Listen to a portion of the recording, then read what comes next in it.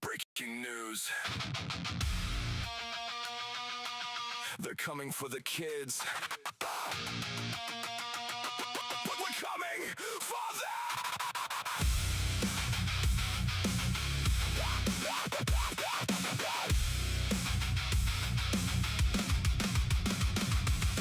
Sisters broken badges flashing in the night. Knock down doors, no warrant, no right. Take the children, tear the families apart. Hide behind protection while you rip out the heart. Files fabricated, lies on the stand. Judges in their pocket, money changing hands. Parents screaming, cameras never show. The real abuse happens when the CPS shows. Scott ever standing, fighting Tennessee DCS. Forced separation, they tore the family from his chest. Placed on a registry, no charges, no crime. Blount County DCS crossing every line. Evers versus the state, lawsuit in federal court. Exposing the corruption, tearing that system apart. Years of battle, justice delayed, but not denied. A father's resolve with truths on his side. No mercy, no justice, just power unchecked.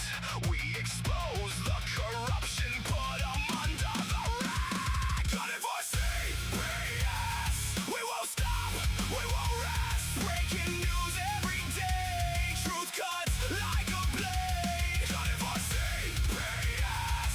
Your empire's gonna fall. We fight for the families. We fight for the free. CPS. Your time is over. You'll see. Another case buried, another life destroyed. Numbers manipulated, stories over deployed. They call it protection, we call it abduction. State-sponsored kidnapping, legal corruption. Parents labeled unfit for daring to speak. Question the system and they label you weak. We document every raid, every lie, every theft. The resistance is growing, no more silent regret. No mercy, no justice, just power unchecked. We expose the corruption, put them under the rack. Got it for CPS. We won't stop, we won't rest. Breaking news every day. Truth cuts like a blade. Got it for CPS. Your empire's gonna fade. We fight for the families. We fight for the free. CPS. Your time is over.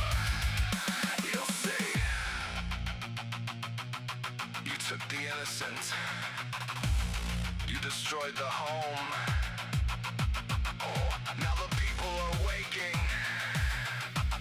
And we're coming for your throne.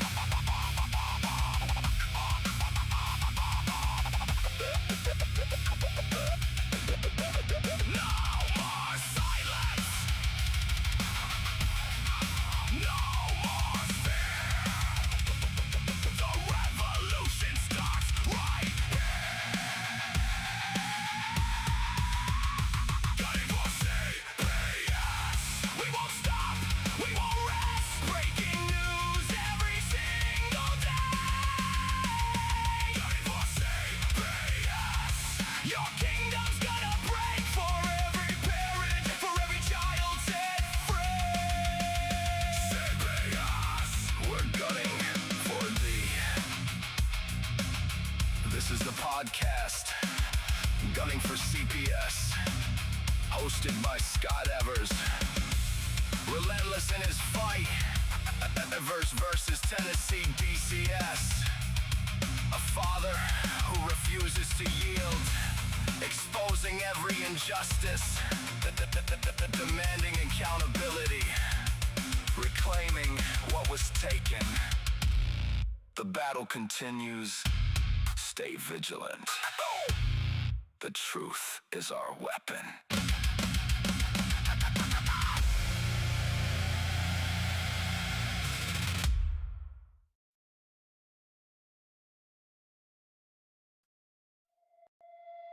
This is the reckoning.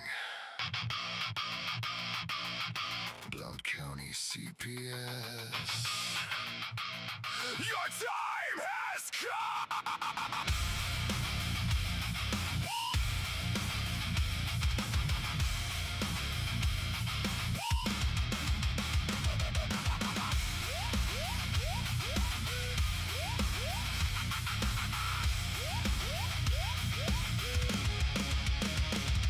Evers was rising, shadow in the fight. Blount County CPS stealing children in the night. No warrant, no warning, they crossed every line. Took his child away, tried to bury the crime. Fabricated files, twisted every truth. Placed him on a registry with no proof. Federal court now watching every move they make. The system is shaking, the foundation starts to break. No more hiding, no more lies. The truth is coming, hear the battle cry. This is the reckoning.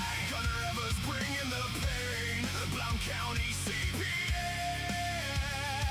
your empire's in flames. The reckoning. Justice finally calls your name. For every family broken, for every child torn away. The reckoning is here. There's hell to pay. There's hell to pay. Evers versus Blount lawsuit cutting deep, exposing corruption, secrets they can't keep. Years of separation, heart ripped from his chest. Yet he stands unbreakable, refusing to rest. No charges filed, but they branded him a threat. Now the court is watching, collecting their debt. Blount County, DC, yes, your days are numbered fast. The father's fight is real, this reckoning will last.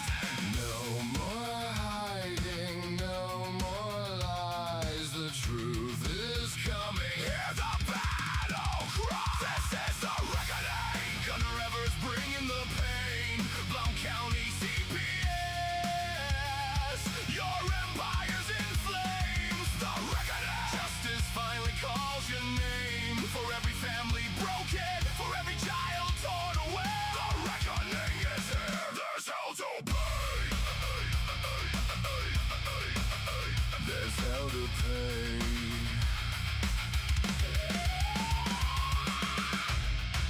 You came for the innocent. You destroyed the home. Now the reckoning rises, and you stand alone. Alone, alone, alone, alone, alone, alone, alone, alone.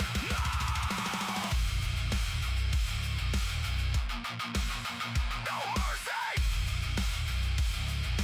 no escape. The people are awake.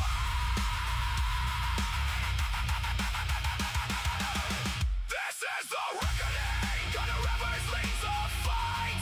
Blount County CPS, vanishing from sight. The reckoning. The walls are crashing down tonight. For every parent watching, for every stolen child. The reckoning is here, and we're running wild. Gunner Evers, still standing strong. Blount County CPS. The reckoning has only just begun. Truth is the weapon. Justice will be gone.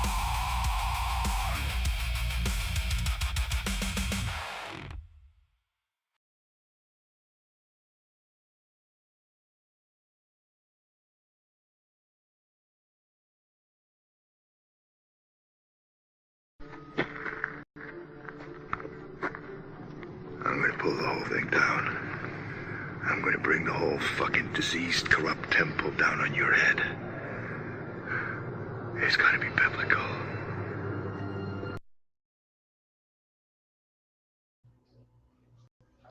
Well, who are we going to piss off today? Well, let me tell you something, guys.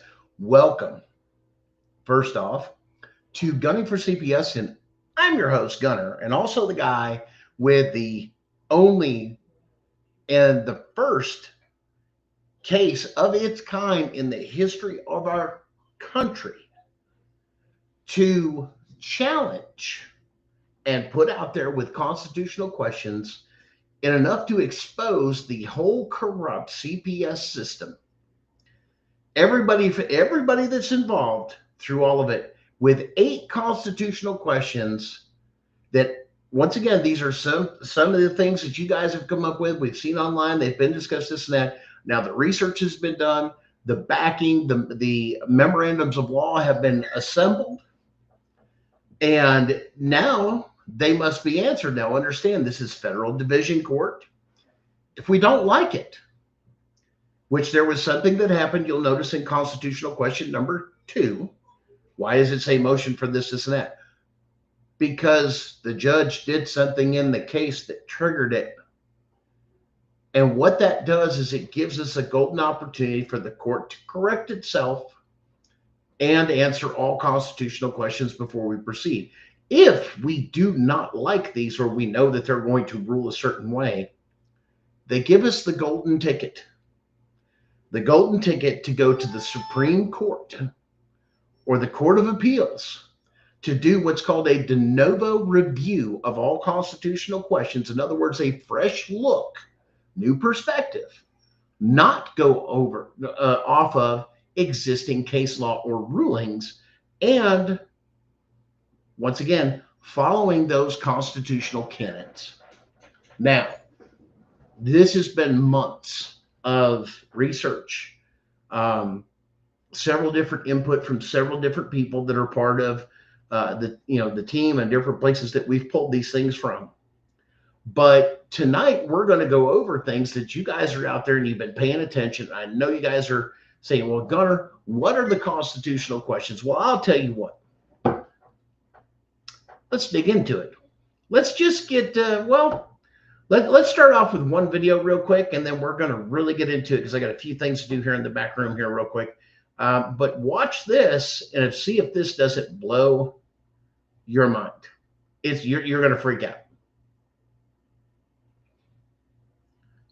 Number 5 is Canada, with most missing children every year out of anywhere in the world. Number 5 is Canada, with 45,000 children going missing every year. Number 4 is India, with over 96,000 missing children reports being sent in every year. For number 3, we head to Germany, with over 100,000 children that go missing every year. For number 2, we have the United Kingdom, where the reports total over 112,000 missing children each year. For number 1, we go to where I live, the United States, where the FBI says there are over 460,000 missing children reports put in every single year. Now that means the United States has more children that go missing every single year than all of the other 4 countries combined. In the United States, there are many towns that have a smaller population than the amount of children that go missing every year. Do you understand how unfathomably big 460,000 really is? There you have it. We are the largest state-sponsored child trafficking organization in the world with the most missing children. They're not missing. They know exactly where they're at. Now, are you ready? Now, you guys have got to get involved in here, especially in the back room. If you're watching this, we've got people that are watching. Interact with us. And if you can't interact and you're not seeing your comment come up, go on YouTube, okay, and go to Gunning for CPS. Type it in, because we see those. We're having trouble. I do see some of the stuff for Facebook is coming in, but a lot of the other platforms like TikTok and some of the others, I'm not seeing those comments. So just so you guys know, if you're watching this, just take a minute, switch over. Trust me, we're not going to do anything major or big, but give you a few minutes. But at the same time too, get people to go on there now. Say, hey man, he's getting ready to release the concert. You guys got to watch this. Get out there and watch this. And get people out there. This is where you need to start. This is where you guys come into play with this. And let me explain. But let's dig into this. Number 1, and we're just going to go to, let's see if I can do it here. Blah, blah, blah, blah. I believe it is. Nope, not that one. Sorry, guys. Let me fix this. I was in the wrong one. What we're going to do is on our Facebook page, okay, Gunning for CPS, and I will share that from my profile. If you're on Facebook, I'll probably do a video on TikTok. You're going to get a link, and what that is a link to all the constitutional questions, 1 through 8, and like I said, a few other things that are in there. But read these; they will blow your mind. And what we're going to do over the next couple weeks is dig into those constitutional questions and go really, really in depth. Because what we want to do is make sure you understand that. Okay. Because this is a very powerful tool, because if you have an open or active case, you can actually turn around and say, listen, there's a constitutional question before the courts right now. Do you realize, because I have my open case and because it deals with this matter or that matter, or this happened to me, you have to stop. What do you mean you have to stop? You're going to have to stop, but you can't hold my children. So we can't proceed till this is done, because right now what it's looking like, this happened to me. If they say this is unconstitutional, that's a criminal act, and a term called fruit from a poisonous tree takes and applies automatically that, hey, I had a Fourth Amendment violation. Where's your warrant? Produce it. If not, we can't go any further. And if you go further, you're now a criminal act, and basically saying, I'm going to walk out of the courtroom. Once again, it deals with jurisdiction. It deals with this, and saying, hey, listen, you got to put everything on pause. This is all 50 states. This is not just one. Okay. It starts here in Tennessee, starts with this case, but a constitutional question must be answered, which they also have to wait for the time if we want to do an appeal, which that's the Supreme Court. And we already know, and we expect, once again, this is part of what's called legal strategy. I want you to answer these questions. I want you to kick them back and not give me the answer to the questions, like one of them being number 2 on judicial immunity. Read it, because it exposes them. You'll have to forgive me. We've had some bad weather, and I've got this finding a compound sinus infection, and it's really dry with some of that medication they give you. Just water, ice, and good old-fashioned lime juice. Matter of fact, if I would sponsor one of them, it's actually Key West limes. Makes a great juice. It's a little bit sweeter than just regular plain old lime juice. And it's an amazing thing to do. But now, you guys ready? Come on, because here we go. Yeah, this is about to blow your mind, and what we're going to do is I'm going to show you the press release. And hello, guys. Let's just go through this. Let me get to my chat. Say hello. We've got, where are we at? We have Robert Baxley. Hello, Robert. Allison Smith. James Richards, local right there. Tammy. And you got Daisy Bortaco, 1885, saying hello and checking in. And some of you other guys, let's see, we're here. We've got Alicia Pongratz through here. And we've got Ronnie T through here. And we've got a lot of others. But you guys, this is going to blow your mind, because, well, with no further ado, let me see if I can pull this bad boy up. I'm going to show you the press release. Now, what this press release does before, once again, I get this thing open, is what this press release does. This is a national press release that is done by me. You attach the link in your emails. Now, let me explain something. This is for all the local news station, national news stations, whether it goes to your state capital or anything else. Put this out there, then you attach the link to the drive that leads them to the constitutional question. Here's the key. Do not put multiple media sources in the to box or BCC, this and that. They actually have something there that will kick you out and, consider it spam. So if you do it, just, NBC News, channel blah, blah, blah, blah, 15, W, and say, I don't know, Springfield, Illinois, or something like that, or Indianapolis, Indiana. Some of those things are the newspapers and stuff that still runs news. Hey, here, you need to pay attention to these questions. Why? I've already met the requirements. I've already mailed these out to the state attorney general for the state of Tennessee and the U.S. Attorney's Office in Washington. So I have met the criteria. This is now on the record. They must answer these questions before we can proceed. And they're saying, well, why do they have to answer it, Gunner? Because I need to know whether or not this stuff was unconstitutional, because what a lot of you guys don't know, in federal civil court, for each count of a constitutional rights violation, there can be multiple counts, just like criminal. They each have a preset dollar amount for each violation of the Constitution or of those constitutional rights. So here, dun, dun, dun, here we go. And I'm going to blow this up, and hopefully I don't know if it's going to let me split the screen or not. No, I guess you guys are not going to see me, but you need to see what's important. Okay, guys, here it is. And if you're having trouble reading, I tell you what, I'm going to turn off the comments for just a second. Okay, I can still see it in the back room. But let's turn this off so we can read this. Press lead, federal lawsuit exposes 30-year and technically plus state-sponsored child trafficking and Title IV constitutional fraud. To the news desk. Now, this is something that you, with this here, this is the body of your email. Okay, you put something before this and say, "Hi, my name's so-and-so. I'm here to let you know about a national press release that has been done." And then you can copy and paste, like I said, the link that goes to those constitutional questions. It's not going to let me do it here. It's easier for just tell you guys, go to the Facebook page on after the show on Facebook for Gunning for CPS. I will put this letter in here. I will put it in the body through there, and then you're going to have the link at the bottom that's going to go to, or actually it's in between because I'm working on it here a little bit at a time. But let's go through this. I basically say, hey, this is who I am.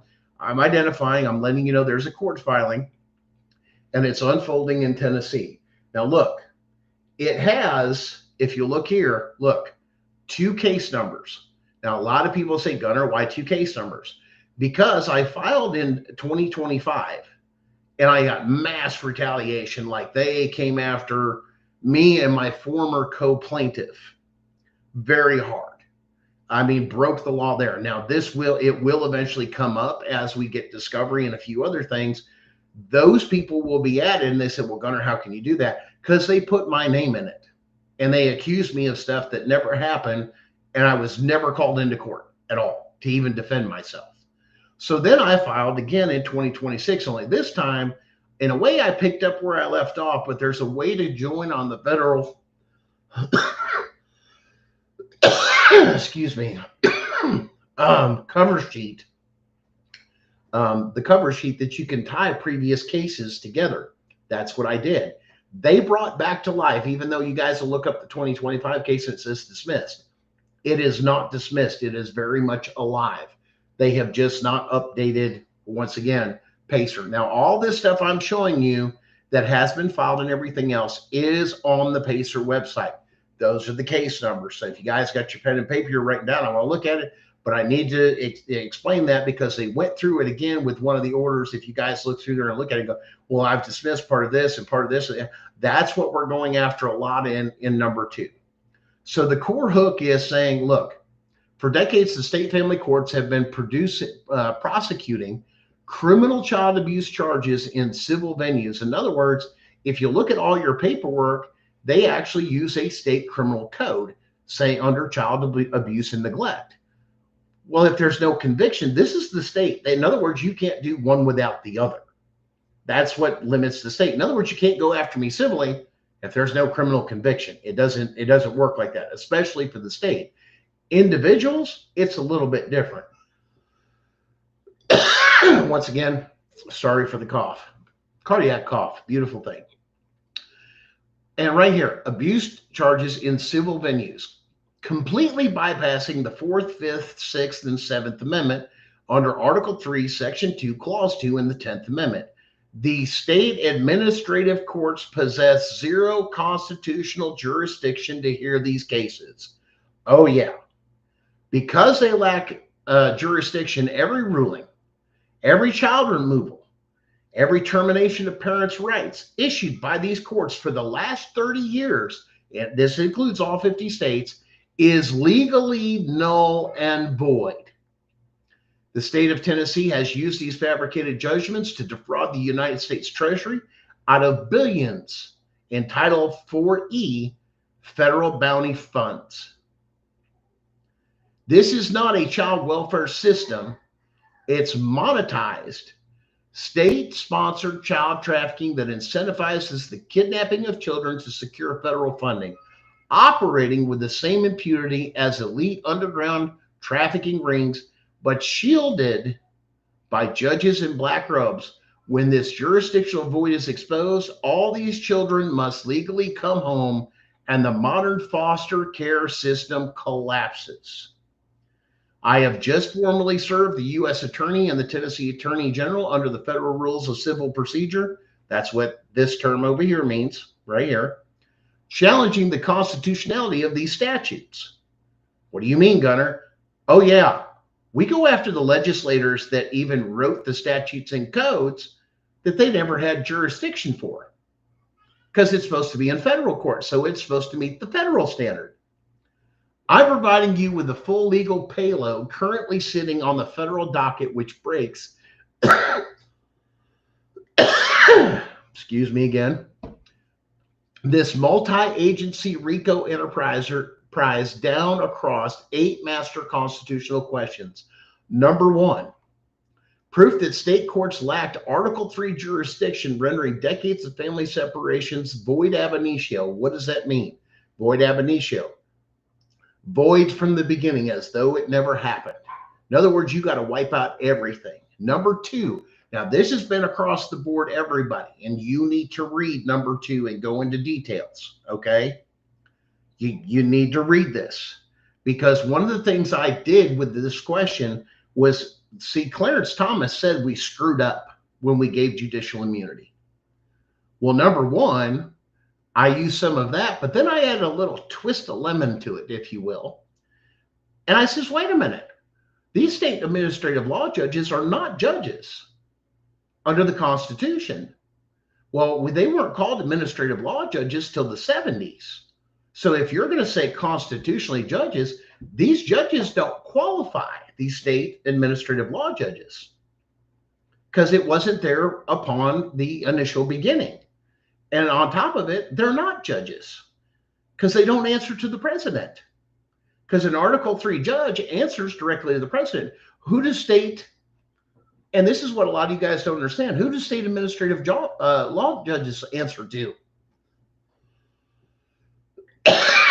Your governor. Uh-oh. So you're going after the governor. Hey, it's a house of cards. It's dominoes. You knock one down, they all come falling down. But we use this and we expect them to do, because the Chevron doctrine has been suspended, they're going to go with the higher court ruling, which gives us, once again, we already have the golden ticket to go to the Supreme Court. We want to get these out of the way, and we want a lower court ruling, which is what we're pressing the judge to do is, excuse me. Now, constitutional question number 2, also, you'll see it where it says Federal Rule of Civil Procedure 26 Delta, number 1. The judge actually violated, because without the defendants asking for judicial immunity, the judge actually just went ahead and gave it to him in a recent ruling. Well, there are 3 other divisions. Once again, everything, my division that I'm in is Tennessee, Kentucky, Ohio, and Michigan. And 3 other divisions have already ruled on what was done as being unconstitutional. In other words, you weren't supposed to do it. I'm glad you did it. You just gave me the golden ticket. But now with this, I'm asking the court, which is proper procedure, hey, I think you made a mistake. Now, from there, you have the option to make a complaint on the judge, ask the judge to be removed and this and that, or you can leave it there. And people say, well, I don't understand why you would do it there. But I says, well, once again, that deals with strategy. Why? Because if you don't get the judge in trouble and the judge is actually doing what you wanted it to do, you're playing the courts. Remember, this is a game. It's like a game of chess. So play the game better than they do. Because, you know, like Tiff says on Tiff and the Punisher, the first one to the courthouse wins. You just got to do it right. Now, this deals with judicial immunity. That's number 2. And it also deals with some of the things that are in there. But you need to read that real good to understand what's going on and how bad this is. And What this shows with these constitutional questions is that all 50 states are actively involved in treason against the people of their state and against the United States government. This is the dark underbelly, or the shadow government that they've been talking about, fully exposed. And it's not just in the federal, it's in the states. Guys, that's the whole point. That's what this exposes. Number 3, this is stuff they have to answer. How the state uses this, that central registry, the abuse registry, this and that, and you don't even get a hearing before a jury or anything else. You get a pre-trial guilty verdict. In other words, they already find you substantiated before you even have trial, which is the same thing that happened in mine. Wait a minute, I didn't even have a trial. But then the court had to hold it up. And then, like I said, with my particular case, the judge that was in this thing and the magistrate before, I've got them hung. I mean, they're in deep shit because I've got everything. I came with receipts, and no, it's not a joke. But I also wrote my complaint like a federal criminal complaint. So you guys that are filing in, civil court, go look at a federal criminal complaint and look at the structure, because it's the highest structure. And if you do that anyway, it's going to be easier for the Department of Justice when they go after criminal charges to read. So you got to think ahead. Somebody moves ahead.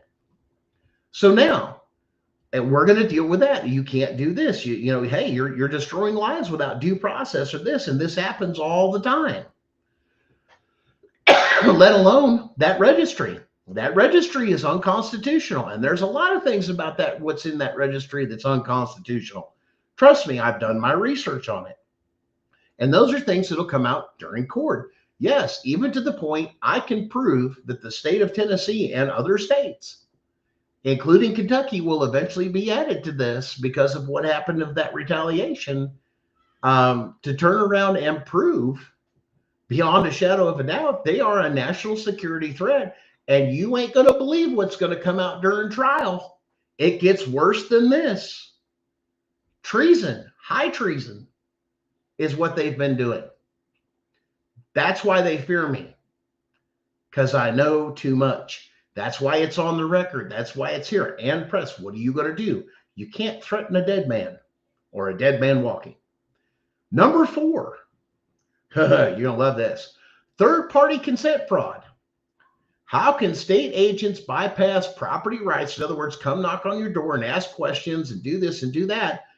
And let alone the state of our country where divorce is so high that it doesn't cover husband and wife, because if one still had it as a premarital asset or was part of their previous divorce, then it becomes the state has to prove that the other person, or the person you're married to, whose name's not on the title or on the bill for your home, they have to prove that they put in money to make those payments.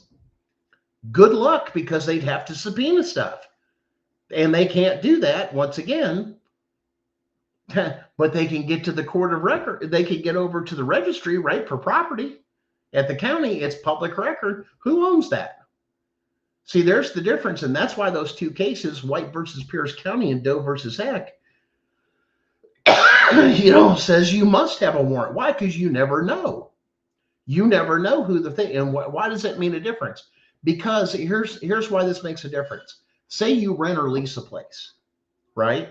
You have Fourth Amendment rights, but the owner to the property also has Fourth Amendment rights. That's why a warrant is mandatory. They just can't give permission. And here's the reason that why. Because a landlord can't give permission for you to go in, because you got to overcome 2 thresholds, the property owner and the occupant. That's what White versus Pierce County was doing. Doe versus Heck means, see all those videos you guys record? Hey, if the CPS shows up at the house and they're asking a bunch, well, we've got questions, we've got this. The first question that comes out of their mouth, they just violated the Constitution. What do you mean? Were they standing on your curtilage? What is curtilage, Gunner? Well, curtilage, as defined by the Supreme Court, is anything outside your home up to that line or that threshold that goes to the easement, which is usually 6 feet off the road. They're standing in your yard or away from your door and they think, well, I'm not on the porch. I'm that. Nope, you're still on the curtilage and you're asking questions. Well, the Supreme Court in Doe versus Heck says that asking questions on private property is a form of seizure under the Fourth Amendment. This is why you guys bring this stuff up of going, wait a minute, there's a constitutional right. So why? I've got them on film. You see them asking questions? Well, they're allowed to do that. Not according to Doe versus Heck and White versus Pierce County. One, you got to have a warrant. Two, as soon as you ask me a question on private property, whether the cops were there or not, the first person to ask a question has violated the Fourth Amendment. No, the order, here's the other thing. We deal with that too. And I'm looking at the comments. So in order to access, number one, oh, we deal with that. We deal with that too. Hold on, we're getting there. Part of, once again, it also deals within that. And that's why I'm telling you guys to read it. These judges, if they don't have jurisdiction to hear the case, do you guys realize an Article 3 judge is required to give an order or a warrant? An Article 1 judge can't do that, which means a family court judge that has been writing these orders to do that has violated the Fourth Amendment with their judicial orders in their official capacity, which is why we went after them in Constitutional Question 2. You realize they're writing orders that violate the Fourth Amendment and they don't have jurisdiction nor the power to allow anybody in the fucking house? Uh-oh, you've been busted. And you know where you find the evidence? It's all on the court record. And if it's happened to you, right there, here it is. Here's the judge's order, says that they can come in and do this and that. You can now use that as an exhibit against the state actors. You don't have the jurisdiction. Are you not an Article 1 judge?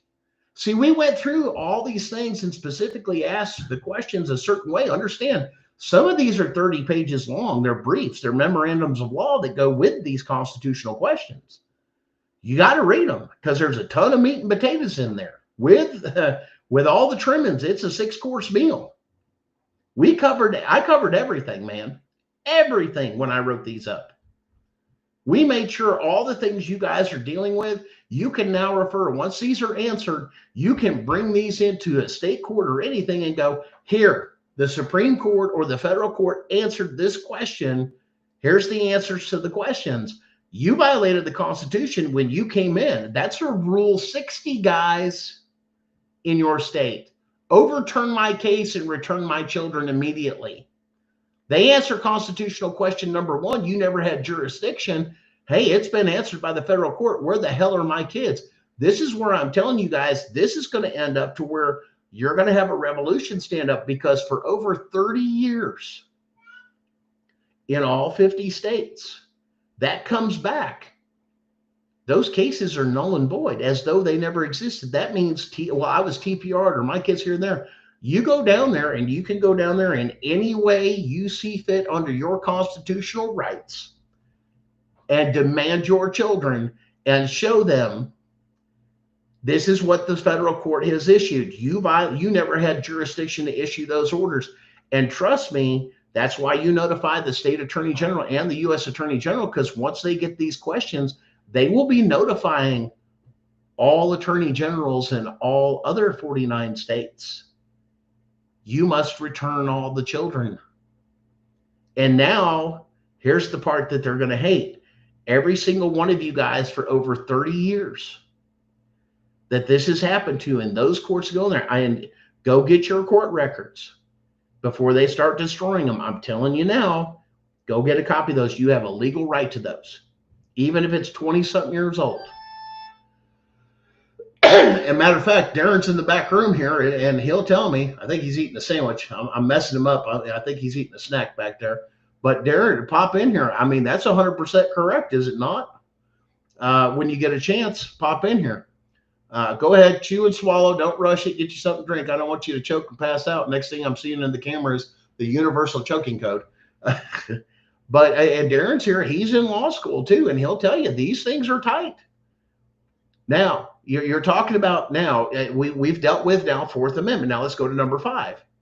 Uncounseled interrogations. Now, this one deals with, I'm going to read what it says, the systematic stripping of child's right to legal counsel during forensic interviews to manufacture state evidence. What does this mean?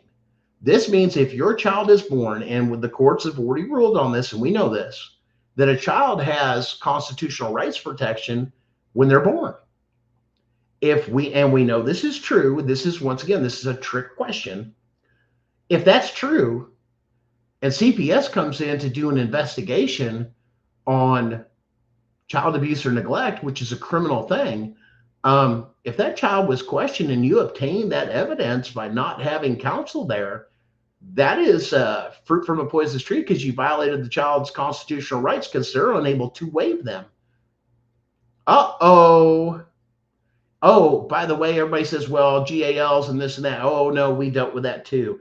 Because that's a conflict of interest, because you can't be the protector of rights and the interrogator for a possible criminal investigation, because then now if CPS does this and questions the child and there's not an attorney there because the child has rights and the child doesn't know to do this, we have to look out for the children. This is what we call true protection of the children and their constitutional rights. And we deal with, once again, within some of these things here too, of you can't wear both hats. It's a conflict of interest. And the court's going to agree.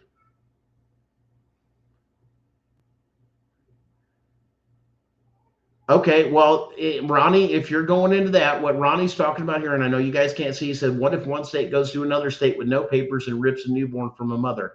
They have to file and follow what's called the UCCJEA by federal law. There you go. The order of access wasn't a warrant. They technically came on my private, took my, no, they did not have the authority to do that. Not when I'm for, why? Because you have a right, read the Fourth Amendment. You have a right to be secure in persons. That includes your children, yourself, and everything else, papers, so on and so forth, everything. This is why it's, and the Fourth Amendment is the most documented amendment that is constantly being challenged, and the Supreme Court and the federal courts have all upheld the Fourth Amendment. They don't compromise. Matter of fact, it's gotten even more defined because people have tried to find the loopholes and they've shut them down. Now we've dealt with the interrogation, everything. Like I said, go read what we've put in these things, is what I'm telling you. Meat and potatoes. Number 6. The sheriff assertion. How local law enforcement abandons their constitutional oath, actively shielding the family cartel. When they weaponize CPS, they extremely violated the Constitution, because you and I elect our sheriff and to do certain duties. The state cannot come in and steal those responsibilities or those powers we have given to the sheriff. Let me clarify. You cannot take, the state does not have the power to take powers away of our vote. And there is something called the guaranteed part of the Constitution clause. This is now not acting in good faith. It means the state itself has used their powers, whether it's the governor or anything else, because it was acceptable, with mass corruption that we didn't realize was going on in the 80s, 90s, and everything else, that it was all masqueraded. A lot of it was weaponized during the Clinton administration. This is going to call them all out, but this is going to hang around Clinton and everything else. There's a possibility they'll connect this with Clinton. You should have never ordered this, because then they weaponized them. And when they did that, and they gave the investigations over to CPS, and they'll tell you, the state come in and told me all cases that, there was a member that came out, we're going to subpoena that. We know it exists. We know where it's at. We've seen it. Is where they took it away from the sheriffs. Why didn't those sheriffs do their duty as duly elected sheriff and come in and arrest them for even doing that? They should have. The sheriffs should have gotten together in your state from every county and went either to the governor or CPS or whoever was writing this stuff and sent it down and put them in handcuffs for treason. Because you're bypassing what we the people have elected. It's like electing somebody thinking we've elected the people, and instead a secret group that just the state approves of, your state. This is too much power for the state, that they're bypassing your vote. It's a criminal act. It blows the whistle on all of it. Now, next one, 7. Best interest masquerade. In other words, they come in under the best interest. The best interest. Which is stronger? We're asking the court. The best interest of the child? Or Article 6 of the U.S. Constitution, that is the supremacy clause that says it's above this? We know what their answer is going to be. Well, if that's true, once again, you're surpassing the Constitution by doing this best interest. And we go into details. Oh, we came. This is going to be shared on the Facebook page, Gunning for CPS, the same as this show, and I'll probably do a video for TikTok. If you come in a little bit late, yes, we will be putting this in. Sovereign citizens don't fight. Don't do it. Hold on. I got you covered on that. How are you going to argue with a member of the panel of SCOTUS?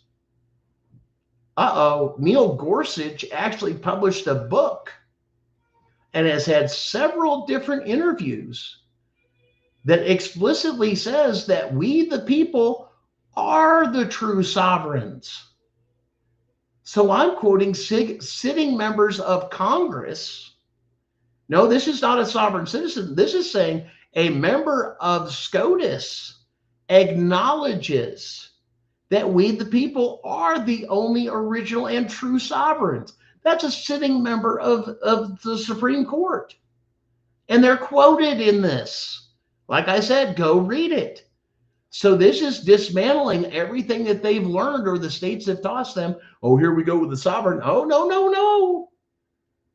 If we aren't the true sovereign, then you're telling me a sitting member of SCOTUS, the highest court in the land that interprets the Constitution, has confirmed we, the people, are the only true sovereigns. And it's right there in his book. And there's several other interviews where he said the same thing, as well as other members of SCOTUS. You going to argue with them? Because guess who answers this question? The Supreme Court. Possibly sitting Chief Justice over the Supreme Court, because of this national security interest that we may be able to escalate this to. So a sitting member of SCOTUS will have to answer this. And I'm quoting his buddies that are sitting on the Supreme Court. And I've used the stuff that Clarence Thomas has said we screwed up with the judicial immunity and some of the other things. They wrote us a map. See, a lot of you guys go out there and say, well, this got denied, that got denied in my case, or this got shaved, or that got shaved. You understand that they're actually telling you how to correct it? Instead of looking at, well, I got denied or I got kicked out. You're not reading it right. You're once again, you've got that taste of the state in your mouth, and you're in a whole different court. They're going to tell you how to fix it and resubmit it. Or there's certain rules you can engage in stuff, which is what I've done, and saying, hey, wait a minute, according to rules of federal civil procedure, you weren't supposed to do that. This is why you got to know and you got to dig in there. Okay, number 8. Oh, you guys are going to love this one. The Bar Association monopoly. If I'm calling all this out, and yes, I went to look for an attorney, a federal one, because you can look for them nationally. They would not touch this case with a 10-foot pole because it was nuclear, and it would put a bad taste in any other case they ever heard. In other words, this would be a career high for them, and they could never get past. But the courts would look at that person that would take on this case if they fight it this way. They would never, ever, ever be able to to go through with this because it's that bad. Why didn't they call out this thing knowing these courts said, constitutional question number one, all these people have a license. They've been to the bar. They've been to law school. They've been this. They have an oath. How did they miss question one? Because it made them money.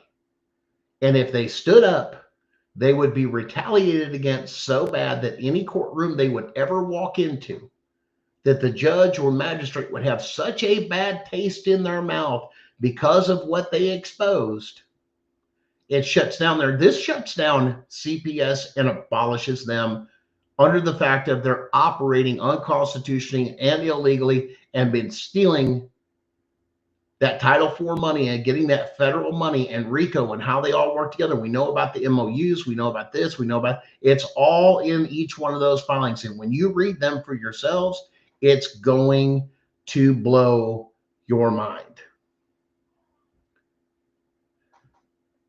Now, yes, Gardner. Yeah, Gardner was on. He's on the Supreme Court. He sits on there. What you guys don't understand is the Chief Justice for the Supreme Court. There's one of the members of SCOTUS that is set aside and is not in the panel. They elect their own. Who's going to do it for so many years?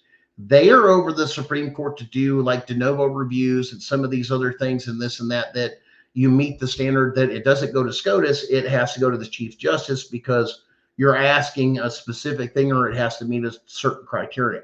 We meet that criteria with these questions and the other things that have happened so far in the case. That's why it's completely different. RBG was on the Supreme Court too. Which one are you referring to? Because I'm sorry, it's been a little crazy. This is not the same thing as going to SCOTUS when you're going to the Chief Justice. Okay, the Chief Justice will see more cases than the SCOTUS panel that everybody refers to as, once again, the Supreme Court is what they do, because technically the Supreme Court is made up of the Chief Justice. It's the Court of Appeals, and they also section which these cases should be heard under, including cases for ambassadors and or this and that. Now, members of SCOTUS will overhear some of those different cases, sometimes, but like I said, or a Supreme Court justice will hear it. Like I said, you got to look at the structure. It's not the same as the state. You have to unlearn everything you went through in the state and relearn because yes, it's supposed to mimic it, but the states have muddied the waters and confused everybody so bad, whereas the federal courts are a lot easier to understand. Now, what this is talking about is making people fight pro se, which all of you guys are running into. I want to sue them. That's why they're not touching this. And it stops them. But at the same time, it calls them out of saying, you're hiding these crimes and your first oath is to the Constitution, even to the point you guys have heard a lot that says, well, their first duty is to the court and this and that. That is a secondary document that they're referring to, and that is in that particular constitutional question. Read it for yourself, and there's tons of information in there. But once again, this goes down here. It says I've attached the thing. That's the link. This is a 50-state issue. It's a legal hammer. It's dropping here in Tennessee first, which it's filed. It's on the Pacer link. It's been filed.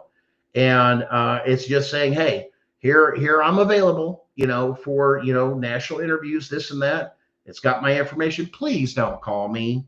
But this has one thing here. Here's my email. Here's the YouTube page for the show that you're watching right now. Go back and look at all these other things. Do your research. And once again, I'm not wrong. Like I said, that's the issue and the thing I'm constantly hearing of saying, well, he's not wrong.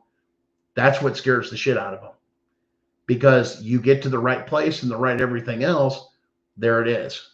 So we're going to take the second part. Now that you guys have got that at the end of the show, yes, I will be putting it out there on Facebook. If you do not follow the page, the show's page, Gunning for the number 4 CPS on Facebook, share the shit out of it. It has everything in there, but it blows the whistle. Give it to your congressman. Give it to your state people. Give it to your judges. Everything. Hey, do you realize this is going on?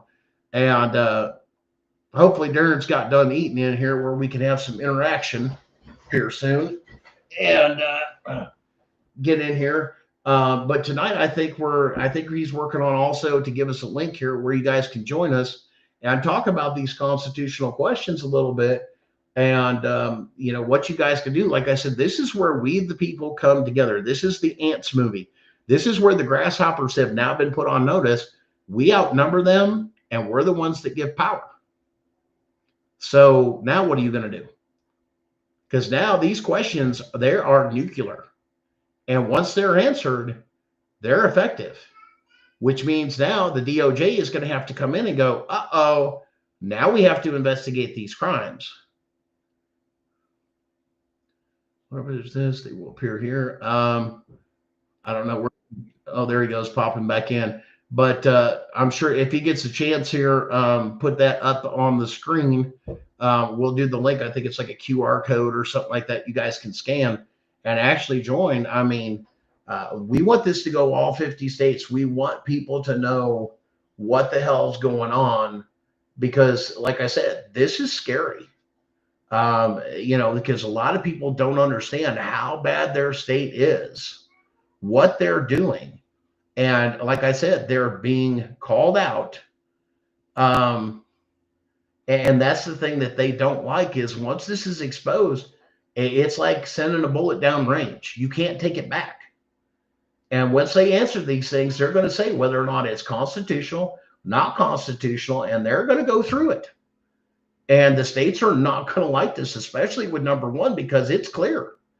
Uh-oh. Now you've got criminal acts. That's why my case has whistleblower.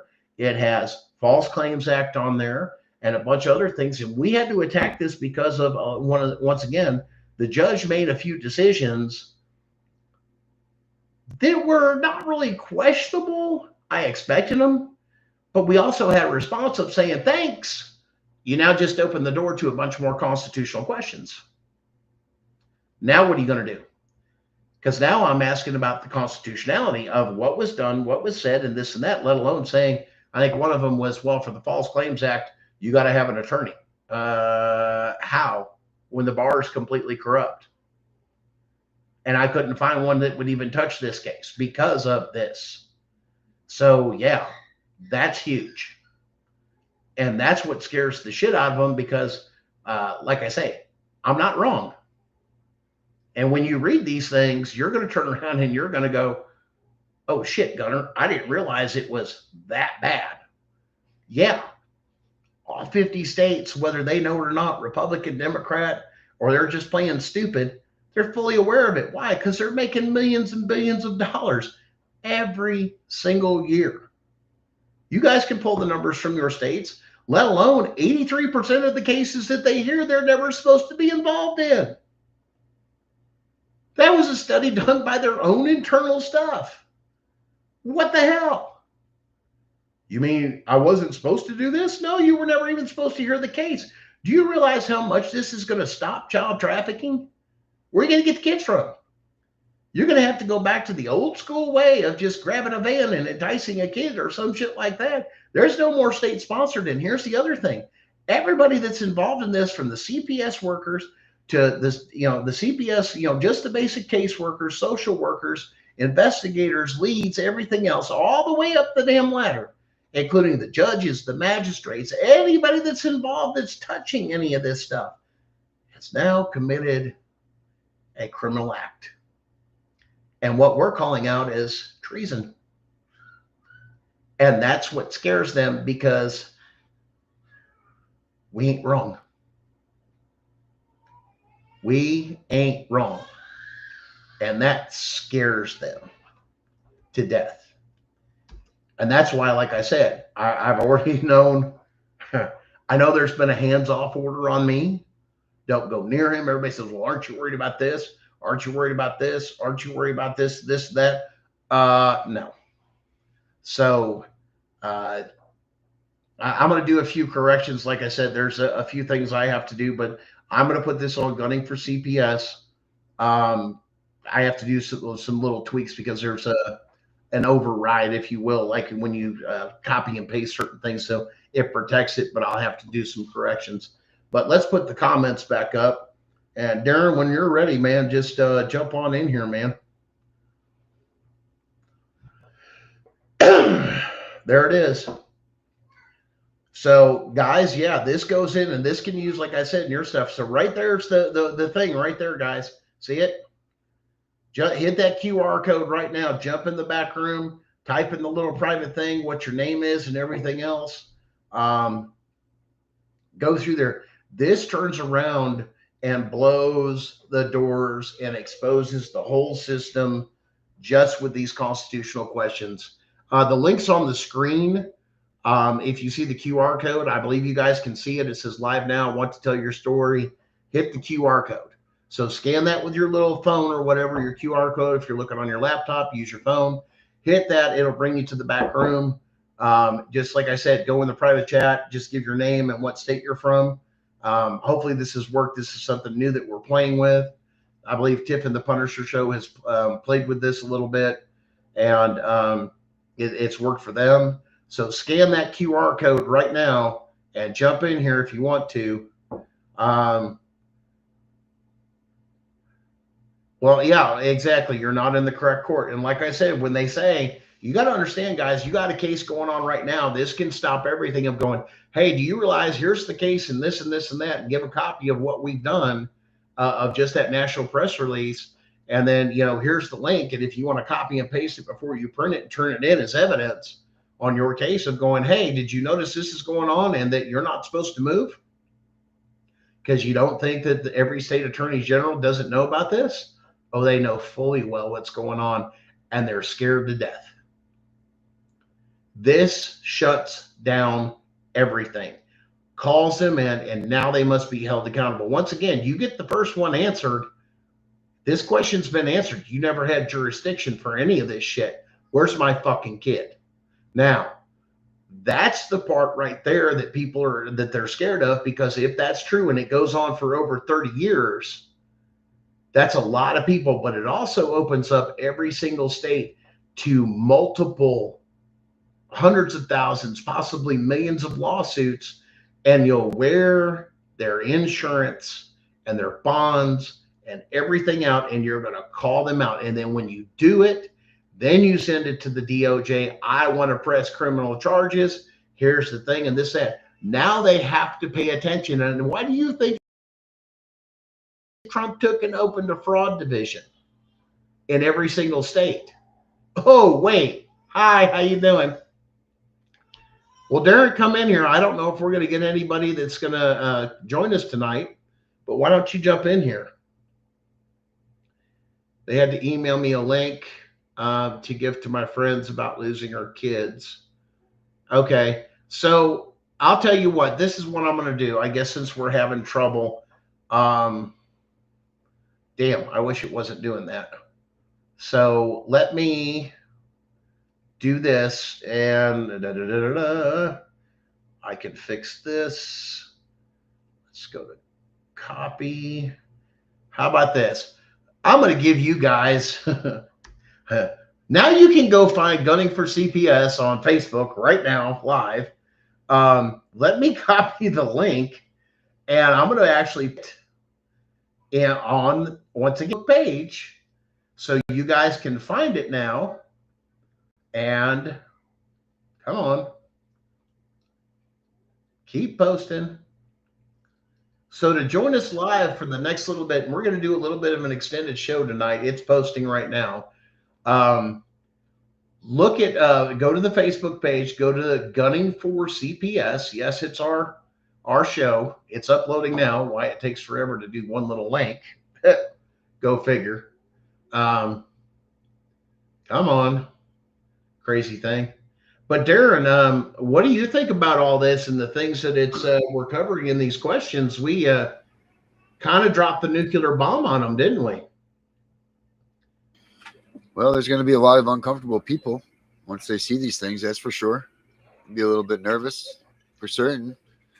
The thing is going to be, what's those judges going to say? What is that judge going to say when he gets those questions? How is he going to answer? Is he going to answer it right? Is he going to answer it proper? He kind of has to, right? The questions are there. We all know what the answers are. It's not rocket science. We all know what the answers are. Is the judge going to do the right thing? Well, that's where I think a lot of people don't understand. You're going to have to look Let me see if this will, I don't know why I didn't do it. Let me see if it'll do it now. No, come here. Paste. There it is. I'm going to try it again. Okay, post, damn it. Yeah, I think they're doing a lot of things to us tonight to make sure that this message doesn't get out the way it's supposed to. There it is. Okay, it is up. It says just now on there, so you can click on that link. It'll bring you to the back room, and then have a combo through here on this other stuff. From magistrate's decision so long that last September, actual judge recused himself. Listen, that's where they drag these out. This is something I think Connie Reguli was dealing with on one of her podcasts too, of how these state cases where they drag them out for 6 months, a year, 2 years, and this and that, and just constantly do this because they keep dragging out to get more money. They're dragging it out for that reason, because it's more Title IV funds that they can falsify. But check that out here. It's up on Facebook on the page. If you guys come in the back room, we'll see you pop up through here with any questions of anything you've come through here. And then, like I said, I will get that out to you guys as soon as the show's over. I'm going to have to go through and redo a few things anyway, because we had to put the link up. So it's there. If you got, we've got somebody here in the background. Brandy There you go. is there. Yeah. Brandy, what do you got going here? Let's go ahead and bring her out, Darren. I'll let you do the what do you call production thing. Hello, Miss Brandy. Hi, how are you? Brandy? So, what's your thoughts on these constitutional questions going before the court? Hopefully it can get my kids back. Constitutional question number 1.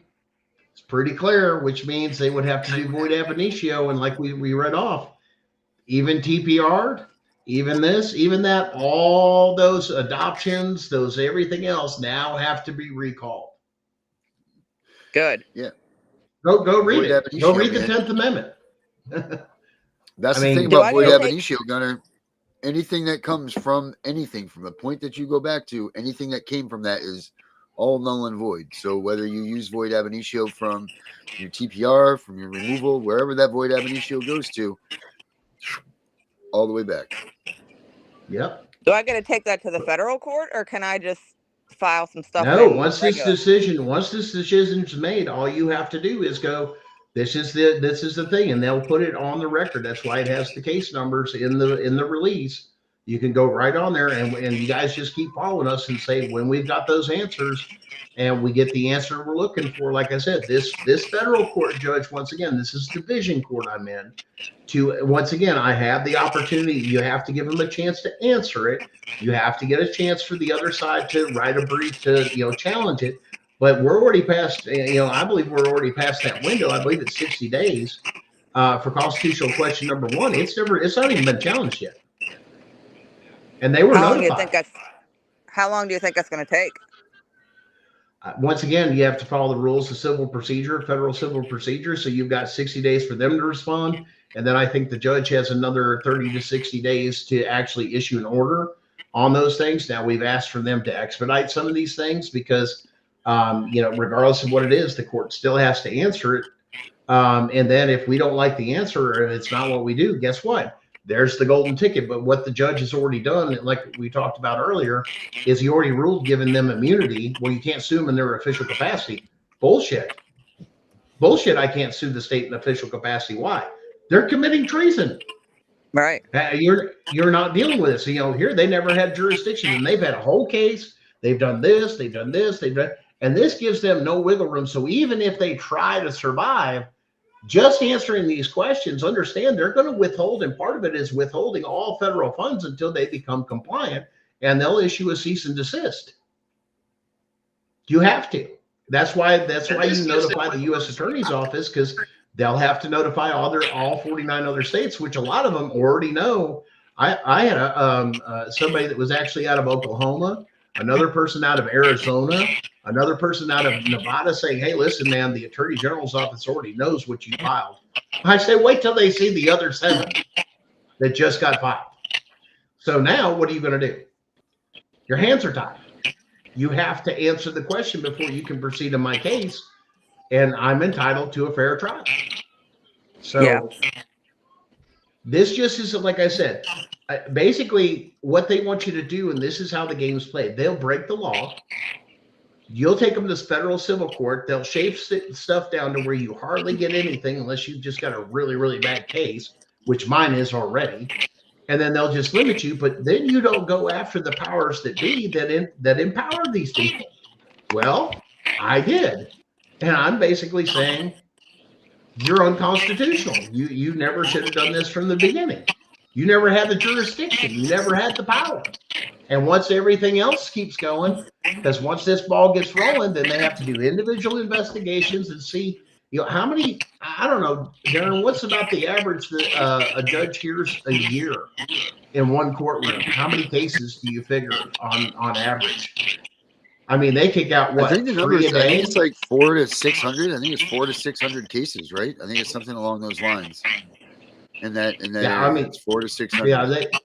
Yeah, I mean, it's crazy, and let alone metropolitan areas like Detroit, in other states like Chicago or Nashville or Memphis, the big cities, they've got something like 20 or 30 damn judges to hear this shit in multiple counties.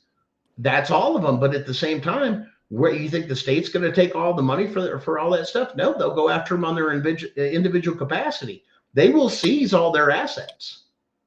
That's the only way this works. And then they're going to file on their insurance. But the issue is, if I go first, okay, on just what I've got or anything else, then the federal government comes in and says, wait a minute, you robbed us of that money. You got to repay all that because you defrauded the federal government. Then the federal government brings a case. Oh, you got to pay us back all this money for 30 years. But it's going to take an event. I probably won't see the extent of the full investigation and the full impact of this in my lifetime, because it's going to go on for a long time. I mean, that's just the honest truth, because they're going to have to investigate every single judge, every single CPS. I mean, but it's going to have to shut down. But the state, here's the other thing you guys don't realize. You guys realize your state can't collect taxes if it was taking and operating unconstitutionally, including your property tax, your sales tax, your everything. That means it's all about money. Well, once again, now you make it to where they can't insure or operate this program. It also means that every sheriff and their deputies and everything across the country, because they failed to go and arrest them, is now called dereliction of duty. All have to be replaced. All the state legislators that passed law or statutes and codes and this and that to weaponize them and allow them to do it, guess what? Everybody that voted on it and said yes and this and that, guess what? You're now complicit in those crimes as well as all the other crimes. Everybody says, what does this mean? Could this mean martial law? Yeah. It could mean the federalized of every single state of coming through, and all the state shit gone. How are we going to operate, Gunner? How's this going to? Oh, we'll survive. Brandy, because what do you the see? People are resilient. Brandy, what do you see in those questions that you think would be the way that you would need to answer something? What are in those questions that you see would help you in your case? The no jurisdiction thing, I think, would definitely help. Because I'm pretty sure that the judge that ordered the removal of my children was an Article 1 judge, not an Article 3. Okay. So it came from a county judge, so I'm assuming, I don't know, I'm going to have to look into it to find out what kind of judge If it was a family court judge, it's an Article 1. Okay, yeah, it was a family court Civil. judge. Anything civil is Article 1. So I agree with. Oh, go ahead, Brandy. Sorry. You were saying earlier about how they can't be interrogators and like in the best interest of the child. They've done that numerous times in my case. All the time. Yes. It's all I hear. It's best interest of the child. Like I even asked my CYS caseworkers, because I'm in Pennsylvania. I even asked them how it's possible that they can pay someone else to take care of my children instead of helping me in the situation that I'm in right now. Right. And they had no answer. Well, and we've come to find out on several different people that have reached out for those what used to be voluntary programs or voluntary assistance. This that the first thing that we're hearing is there's no funding. Where's the money? Because they're supposed, if you're homeless, they're supposed to help you look for a place to live. If you're Yep. without a job, they're supposed to help you find a job. If Yep. you need resources or this and that, they are to help you keep your family together. Is the way they were originally designed for those that Yeah. struggle. And when they weaponized them, it's completely different. But once again, we're talking not about your rights, my rights. The question that you're talking about specifically there is about child's rights. Because children have constitutional rights too, which we also address CPS going into the school and going into the hospitals and questioning people or doing this or an investigation and things without the Fourth Amendment and violating the Fourth Amendment of, hey, your hospital room's covered under the Fourth Amendment. Did you have a warrant to get those medical results? No, but they have to do. Well, then that nurse or whoever or doctor that reported it, they violated HIPAA. Yeah. You're looking at criminal charges. They need to be taken out. This is where we start to make the noise. Listen, we have got traction. This case puts everything in high gear, but it also, especially the very first question, should bother every American across this country. Because your state, it proves that every state, all 50 states have turned on their people for a dollar amount. Yep. And the Constitution's clear. The 10th Amendment says the states can, that's the amendment that gives the states power, okay? It says you are delegated these powers, but there's an exception that a lot of people miss. Except those powers delegated to the federal government. Well, what does Article 3, Section 2, Clause 2 say about original jurisdiction and the Supreme Court? All cases, and yes, we even covered, well, they've interpreted it state by state. That's not what it says, and we address that too. That's not what it says. Then we brought in the doctrine of the superiority of the text. How do we read the Constitution according to SCOTUS? It says what it means and means what it says. So when it says all cases, it's not CPS or we'll say in my particular case, the Tennessee Department of Children and Family Services. Is that a state agency? Yes, it is. That means we're supposed to be in the Supreme Court or the federal court. But everybody knows none of those cases would have even when they tried to file it and they sifted it, would have never made it past that. That, like I say, when you read these constitutional and you read actually what I wrote in the drive, and these are the memorandums of law and everything, there is so much meat and potatoes to where you're going to look at it and you're going to go, damn, I didn't know that. Damn, I didn't know our founders did this and this and that or said that here. Oh, wait, it says this in the Federalist Papers, which it also, the SCOTUS turns around and says you must use the Federalist Papers, you must use the Declaration of Independence, and you must take in and use the Constitution and use these all as a whole. And when you don't, that's a problem. Well, Brandy, it's been a pleasure. Thanks for being with us. And like I said, look at that stuff here. Darren, I believe we've got somebody else back there. We've got Jen in the back room. Let's bring her in. Yeah. Well, let's remove that QR code thing right there, Darren. I think they're going off of the Facebook link rather than they are that thing. Hello, Jen. Hi. What state are you calling from, Jen? Welcome to the show. I'm in California. Oh, old Newsom Gruesome. Yes, Jen. I remember Jen. Jen, how have you been? Anything new with your case? So what do you have think new? of the constitutional questions and how they affect you? And I mean, what surprises you? It's like doubling up. Should I exit out of the Facebook? I asked to exit out. Yeah, that's probably what it is. Come off the Facebook and then you're here live. Okay, now it's not doubling up. Okay. There you go. It's hot here. It's hot, and it's damn Yeah. hot. Like Robin Williams used to say, "What do you mean, fool? It's hot and it's wet. It's wet. It's Well, hot." yeah. Although there is probably dry and hot. Got me burning.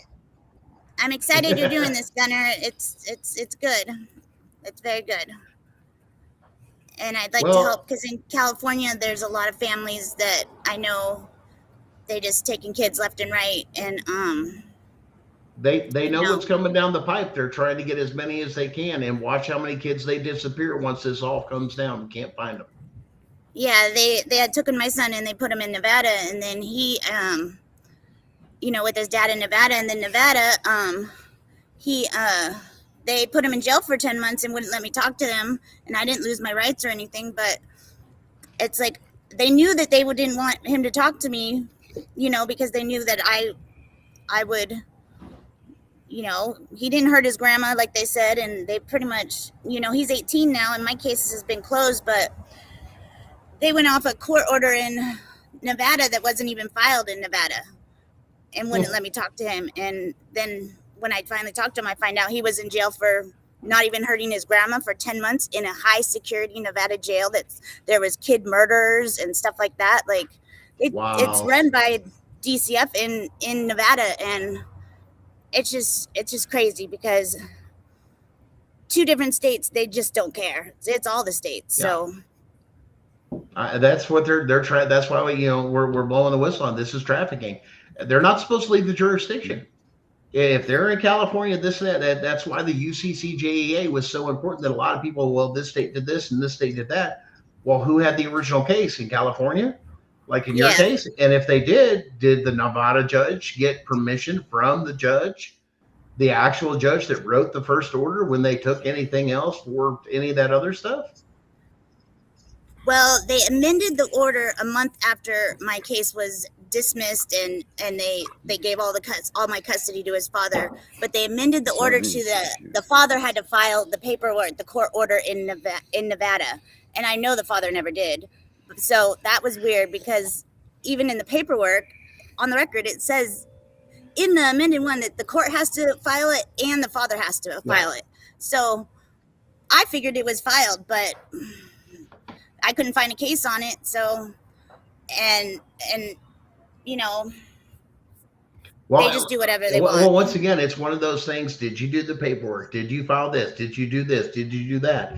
That builds your federal case. And like I said, if you know it doesn't exist, there's a smart way to do it, because sometimes with FOIAs and stuff like that, they'll try and do stuff where you got to pay for this or you got to do this. Just wait till you get to the federal court and say, hey, we know this doesn't exist. We can't find it. We can look at the record and there's no cost to do a FOIA or to review those things. But at the same time, that's where you work. And why? Because there's no cost for a federal subpoena. And then it's federal court and saying, where's this at? How did you proceed? That's when you start adding to the list and this and that, like I said. And now that he's aged out and over 18, he has the ability to sue the hell out of all of them too with you as a joint lawsuit in federal court. Yeah. So yeah, I was very upset that he was turning 18, but I guess it's a good thing. But when he turned 18 a month ago, I thought, oh my gosh, like my chance of being a mother again, even though my relationship with him is good, but it was just like a kind of a point to where it was like a bitter, like I didn't get my custody back or anything, but I mean, I still have my son that, he's doing good. But it's, when he told me that he didn't hurt his grandma and he was in jail for domestic violence, that was like, I was like, oh, this all makes sense. And that's where you got to watch it. If they use and review his case, if it has a criminal code and it was in, say, the juvenile or anything else, like you said, that's a criminal offense. Where's my jury? So now he has a massive due process thing of, if I'm convicted of a crime, which that's a criminal code, did he have a jury trial? Or was this done in juvenile court No. Okay, well, that's a criminal thing. Even for juveniles in a criminal case, which that's a criminal, once again, you bypass you're in the wrong courtroom. And this is what they've been doing. You start blowing the whistle on this and that, you're going to start catching a bunch of people up. And that's what we're trying to empower people to do, of saying, here's some constitutional questions. These things have now, once they're answered, they've been answered. We release it to the people and go, listen, go back to the court and say, now I want my kids. Say if question 1, it's all null and void, then they'll have to make adjustments. But now you've got the secondary thing of all the cases filing and start putting your cases together. That's what we're telling people now. Get your federal civil rights case done. Write it like a federal. I've got 300 pages written. Yeah. I don't know how to, like you said, save some evidence. And I was thinking I have to submit all the evidence, but there's so much. And then now it's Nevada too. So I'm like, I don't even know. Like, well, let me explain something too. Some of your motions and some of the other things, there's a little thing out there that the court clerk does. If you're over so many pages, they will kick it out just because it's too big. Okay. These constitutional questions, they're filed as exhibits. Okay. So there's a workaround if you know the system on how to play it. Of say, listen, I'll get this kicked out. How do I get around this? File a motion of notice of filing, and then like I said, you'll see some of that stuff in there. Matter of fact, you'll see. Let me show you guys. Let me show you real quick. This is what you're going to see in the drive. Let me see if I can do this here real quick. And where is it? Is that it? Let me see here. Nope, it's Chrome tab. Hold on.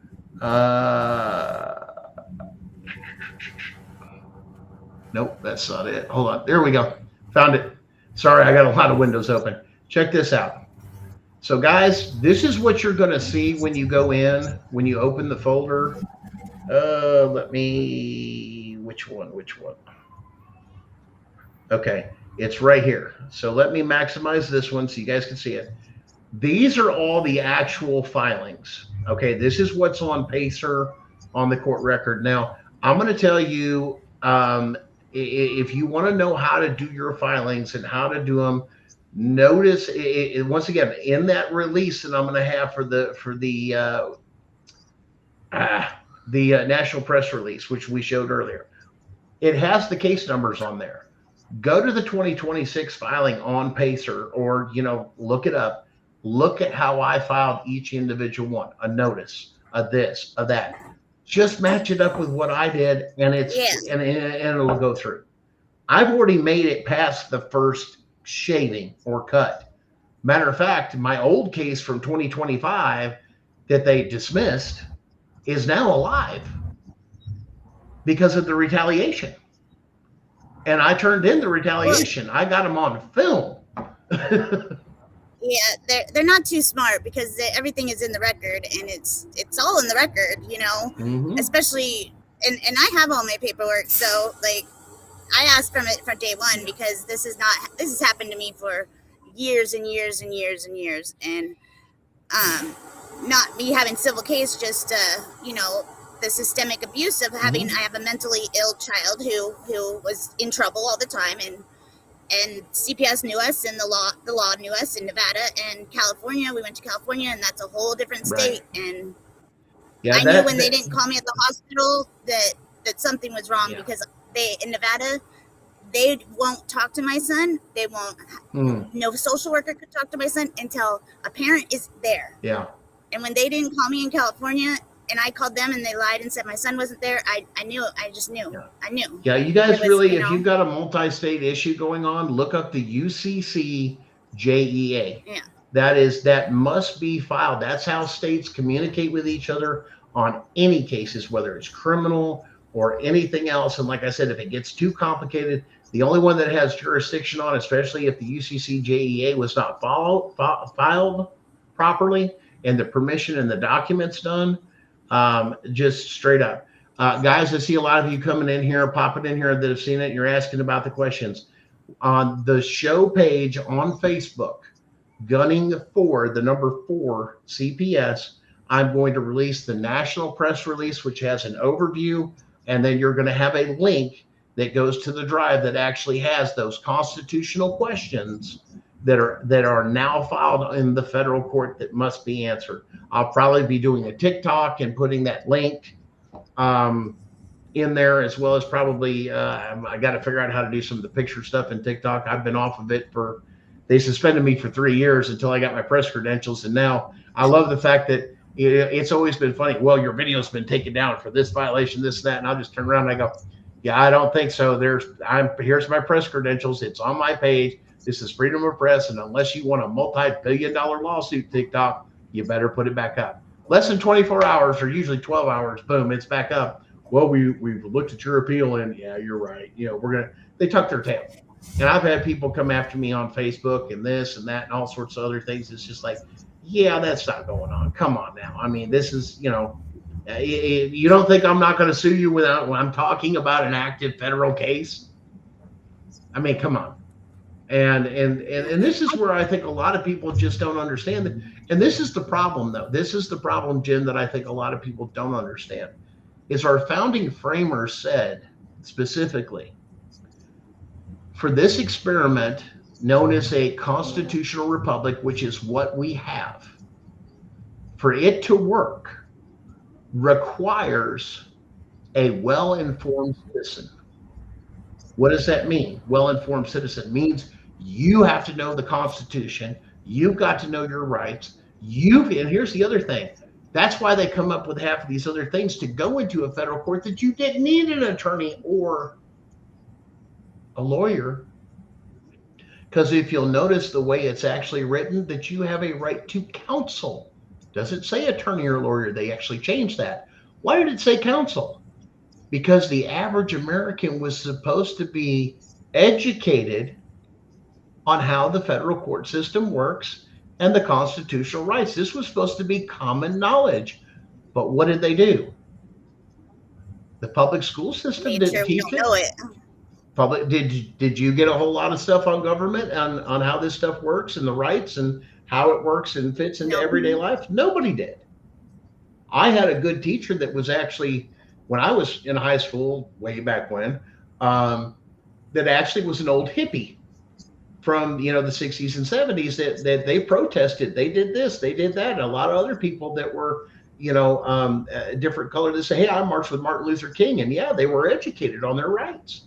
They knew how stuff worked. They hated it to where they turn around. No, this is what we were talking about. This is that shadow government that's been around for the longest time, the corruption, the underbelly, the dark side of these people, which, once again, this is why Article 3, Section 2, Clause 2 was specifically put in there by Alexander Hamilton to turn around and say, so you can't have a group of people that gets into power in your state and go after individuals or groups because they didn't like them or they wanted power or control. So who's the group? The American family.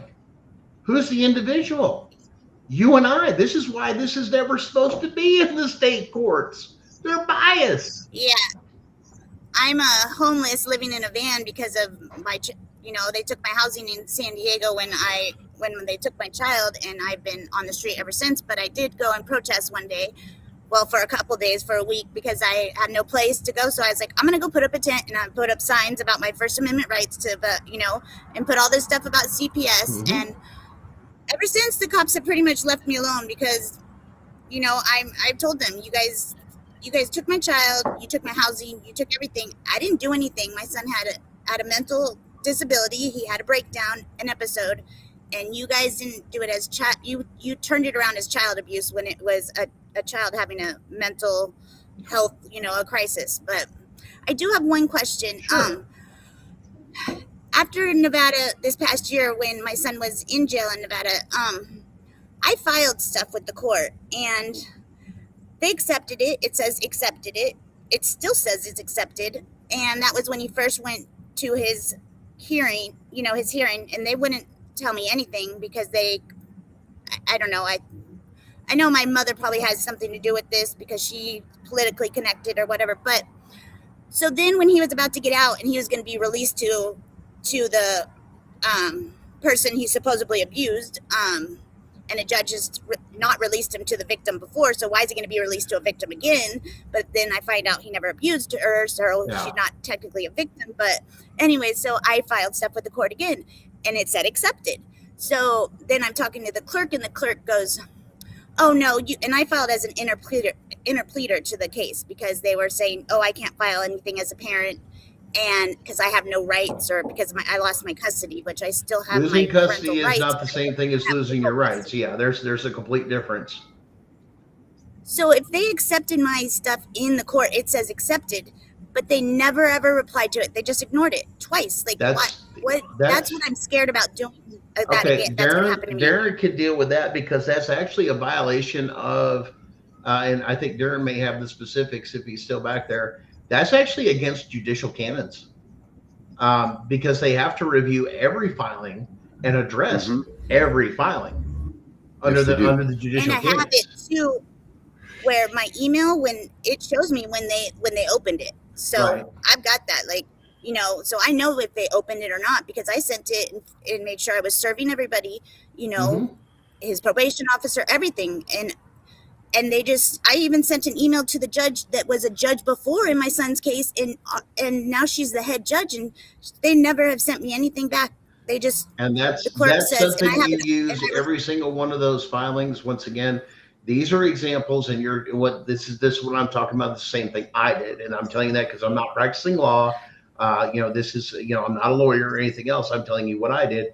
That's what you use as exhibits in your federal filing to say, here, judge, look. And then what you do under your complaint is you cite exhibit A, B, C, D, this, and you'll see that in my filing. That's why I said, go to my filing. It's a great template that a lot of people say, well, how do I get back? Keep your emotion out of it. Keep it under a certain page. Look at the rules of federal civil procedure because they're different than anything else. You got to follow those. AI can be a very strong research tool, but make sure anything that AI is giving to you, you're looking it up yourself and you fully understand it. Because remember this, your arguments on paper is just to say enough just to get into the court. This is why you have other times during a federal, we'll say a federal civil. Let me give you an example. You go through the trimming, the meat and potatoes, this, that, and they say, okay, this is what you can sue under because that's the first part. That's the paperwork. Then you have discovery. Now that you've got your boundaries, if you will, then you go into discovery saying, hey, I need to subpoena this. I need to subpoena this. And you can do expedited subpoenas to support your file, saying, here, judge, look at this. Let me subpoena these things. And then you'll see them. And then, hey, make them exhibit so-and-so or, however it is. But it depends on how you're doing and what's needed. Then you have a time of discovery and that you have up to a certain day to where say, listen, this is where your subpoenas come in. This is where you interview witnesses. This is where you get this together. You've got a deadline that has to do for your witness list and potential witness list. Just because they're on your witness list doesn't mean you have to call them. So you can mess them up real bad and put like 100,000 people on there. And, the judge go, whoa, wait a minute, or do an exhibit of saying, and there's ways of doing it. This is why, we were telling a lot of people, and I was asking a lot of people, listen, we're going to set up stuff and you guys can see, just go on the show, DM me this and that. We're actually working on an exhibit that we actually need help with all you guys that are watching is all those videos you see on TikTok, Facebook, this and that. Copy the link, okay? And it's like CPS coming into the home, without no warrant or doing this or doing that. And they give a brief description, nothing 5 pages, just like 2 sentences. And we're going to turn that into an exhibit. And we're wanting hopefully somewhere around 20,000 or more videos. And to get these particular things, I think I have a previous post on there that had an email address and everything else to it. If not, just send it to the show, which is gunning4cps@yahoo.com. That's what you can send it to, which is the show link. And even if you guys want to do this state by state collectively or get together, yes, we could use that help tremendously. Just you guys are on TikTok and social media all the time. You guys watch these videos, you can tell that's a 4th Amendment violation, or that's illegal, or you could go and just boom, right here's a 4th Amendment violation. Here's them doing this. This is ex parte, this is illegal. And get me those hot videos because we can use those as evidence and exhibit and then force them to say, listen, we can go through all these videos and show the jury. Or you can review them and say, listen, do you acknowledge that everything in this exhibit or in these videos that shows constitutional rights violations by state actors? Just that simple, whether it's the cops there with CPS or CPS knocking on the door, or doing a removal or all these things. Get me about 20, 25,000 things. And that would be a great resource for you guys. Even somebody that would volunteer and get together with other groups and stuff, say, listen, guys, I need this, I need help. You know, that's going to help all You of can us. even put them in Notebook and put all those videos in Notebook, and it'll spit out a podcast or whatever you need. Yeah, just the link to like wherever that video is, and just like I said, a short description. Then we'll probably put like on a spreadsheet or an Excel, because it's just a hyperlink, and then a brief description of what's in that hyperlink is huge. And it could be just for your state or anything, but tons of those things, you guys. And like I said, the show, it's Gunning for CPS. Like I said, just like the name of the show, but it's at Yahoo. Don't send it to Gmail, damn it. Everybody does that. Well, I sent it to you, Gunner. Did you send it to Gmail and not Yahoo? Yeah. And there's a reason we went. I did that. The reason we do that is because there are contracts with Gmail, which is now coming out in lawsuits, that Yahoo still has those original contracts that they're not going to share. They're going to keep privacy. They're going to do. There's a lot of things that Yahoo has. So that we're not compromised. And like I said, so we did some research on that besides doing our own. See, when I ran my own business, I had my own server, I had my own portal, I had my own everything, and my subcontracted IT department watched over all that stuff and make sure it did not happen or any of those things. But there's others that are just as much. And like I said, when we're working on a limited budget, like I said, I'm on disability because of congestive heart failure with an implant, with less than 10% of my heart left. I'm still out here fighting for myself and for you guys of just what I was raised. I appreciate it. I know. I mean, I appreciate you, because I feel the same way. Like, they've taken everything, but my family doesn't talk to me, so nothing. I'm homeless, and I'm like, I don't have anything else to lose, and I feel like I have to do this, because what happened it's not true, and it's all in the record, and it shows that it's not true. So, well, I was raised my grandfather, a World War II veteran, and a lot of stuff he's seen and everything else, even coming back from there. And one of the things he always impressed on me that we're robbing our children of by CPS taking them is giving them our heritage, our stories, where we came from, this and that. Is my grandfather always had a saying that he lived by. And it was right is right, wrong is wrong, and everything in between is bullshit. And no matter what happens, no matter if anybody or nobody's looking, he says, do the right thing. That's the integrity of the individual.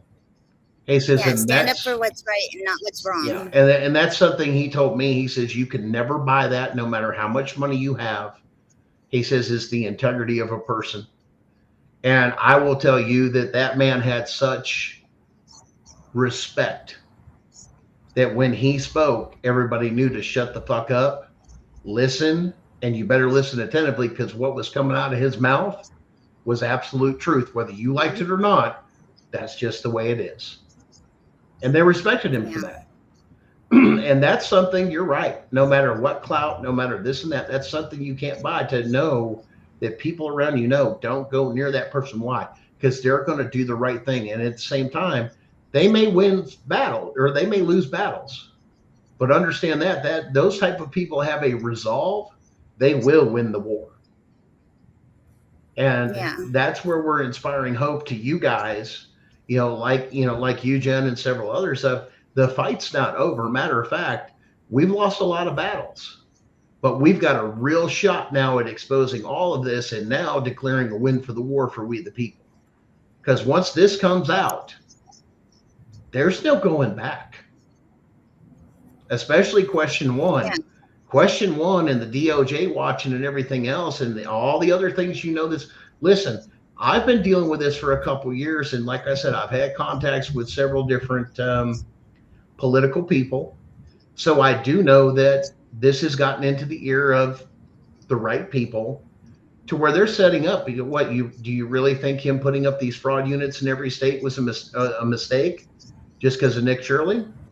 Do you think him disposing or dispatching National Guard to all these major cities a little bit at a time and this and this and that. No, they're doing recon. They know where they're going to come in, because once this comes down, this means every bit of both state and local. In other words, the state is going to lose all their power till it becomes constitutional. It has to.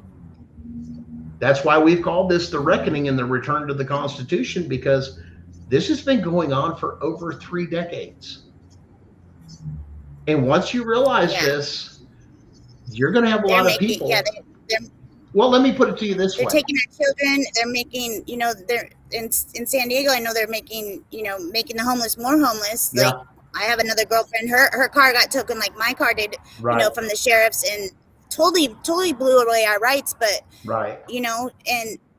And they're just they don't care. And right. and I give them a notice that says says my rights. Please don't tow my car. This is what I live in. Right. And putting them on notice, and I have a recording. One officer, he wouldn't take the notice from me. So I just said, well, just to let you know, I'm recording you, sir. And he goes, I'm recording you too. And I said, okay.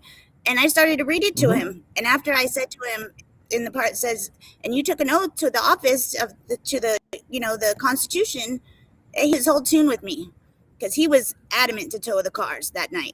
He didn't care about anything. And then when I read that to him, he's a different person. So I think the biggest thing that I think and you guys have seen, and I'll ask both of you this here, do you find it that you get people are more responsive when you give them an educational answer or an educational statement? Do you see them change? Like what you were saying, hey, didn't you take an oath? And that now all of a sudden they're worried about their paycheck. I think some people, they just don't want to believe it. They don't want to believe it when I tell them they can get, you need to start getting your evidence for your cases, like, to get your kids, like you're like, I have a girlfriend, she's about to get her rights terminated any minute. And I try to help them, but they got to want to help themselves too. But I was talking with another guy who he's a scientist, and he's homeless, been homeless and from the government. And it's almost like people do not want to, they don't want to believe what's going on, Yeah. No. They'll listen, but those people that do know about it and do know their rights, and like this guy's a scientist who is a hippie, an old man, and he says, some people you can talk to and they'll listen and they'll understand, and some people they don't want to believe it. They don't want to believe that, they just want to, they'll just, what the government wants us to do, just follow and what they want us to do, go to jail and, right. get our kids taken. Yeah, there's definitely a big thing with retaliation. Brandy, do you see the same thing when you tend to confront some of these people or officers, and you see a change in their demeanor when they're educated, like, reasonable articulated suspicion, reasonable articulated fact, and some of those things, to where, oh, wait a minute, this and that. I mean, a lot of these things, do you see a change in demeanor when you confront them? I mean, now that we're becoming more educated. Not yet. Not here in Pennsylvania at any rate. Yeah. They still feel that they have the right to do whatever they want here. Now, a lot of kids in Pennsylvania, though, a lot of them are, from my understanding, are going to Amish families. That wouldn't surprise me. Yeah. So, but, I think the biggest thing is, yeah, I believe that people, compared to where we were a year ago, we have probably increased in awareness at least 700 to 800%. At least. I agree on that. And now we're getting attention of this, attention of that. Now there's mass corruption. And I think the biggest thing that we see now, especially in the news, especially where I'm at here, teachers, law enforcement, child pornography, touching children, people that are in public school system or access to children constantly. And let alone I don't know if you follow Blount County, Tennessee, but there was one case here where a teacher was accused and or tried for touching, well, supposedly it was close to 100 kids, but he only stood trial for a little bit over 20. But they found him guilty of this, inappropriately touching children, and it was a school teacher. And we just had that here. Disputed around a bunch of times where they convicted him. He got 6 months, and if he behaved for 6 months, Yeah. Yep. He, Yeah, it went off his record. And until people started taking and making a fit, they only suspended his teacher's license for, I think it was 2 years. Now he can get back to kids in 2 years. That's crazy. We just had last year, we had a teacher get accused and fired. I don't know what's going on with this case. I haven't really kept up with it or anything, but he did get fired, and I think he did get charged. Yeah, I mean, where are the crime? Where's the punishment for this criminal aspect? And then you'll have the district attorney gave it to the locals here, and they just flipped out. I'm just going with with the federal, and once again, this proves what we want these people loose on the street reoffending because it creates more CPS money, more cases, more victims, more this.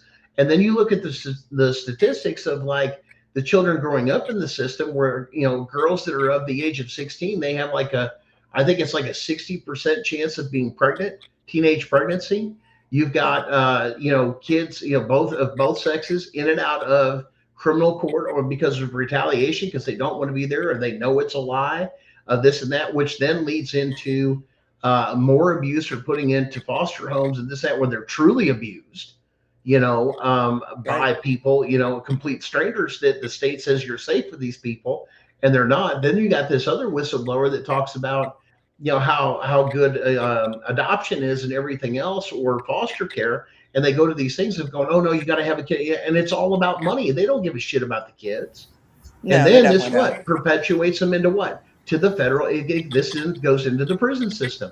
This is what? About making money. This is about creating criminals. In California, I have a girlfriend. Her daughter is about 16 years old. She's still in the foster care, like Polinsky's, and they're offering the kids an apartment if they stay in there, an apartment with and to go to college, and they're paying for their college and offering her an apartment to stay in after when she turns 18, and paying for her college. And the girl is like, her daughter's like, yeah, I'm going to do this. He believes them because they've been brainwashing her. And I'm like, they're just, trying to explain it to a teenager that's hard. Okay. Well, now let me explain something that a lot of people don't know. Look at the contracts they sign when they do that. Cause a lot of those in there says that you won't go back and sue the state for what happened to you when you were under 18, and because you're 18, you're an adult and now it's legally binding. You can't go after them. I'll have to tell her that because she's just thinking that she's a teenager. She's about to be 18, that she's going to have a place to live. At a state-sponsored school and everything else and no loans. You're looking at what, $30,000 to $50,000, depending on the school, times 4 years or per semester. I don't know, whatever the math comes out, but you're looking at what, $250,000 for a college education when you could be receiving grants are going to pay for $5 to $10 million in a federal lawsuit you could win. They're buying you off on pennies on the dollar. Right. It's a payoff. Once again, this is a cover-up. It's never been about the kids. If you look at the constitutional filings, the questions that we submit, we know all about all of it.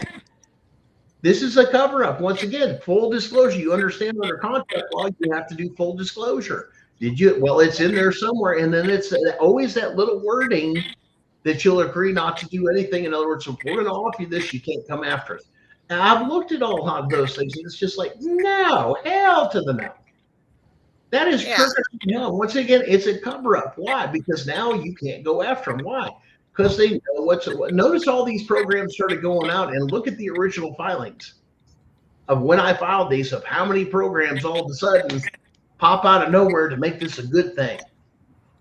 Yeah, when I asked them for, who can get help a family with housing, a social worker can. They're the one who gets the stuff. But you have a CPS agent, and I told her, well, aren't you guys haven't offered me housing? You got my housing taken away, so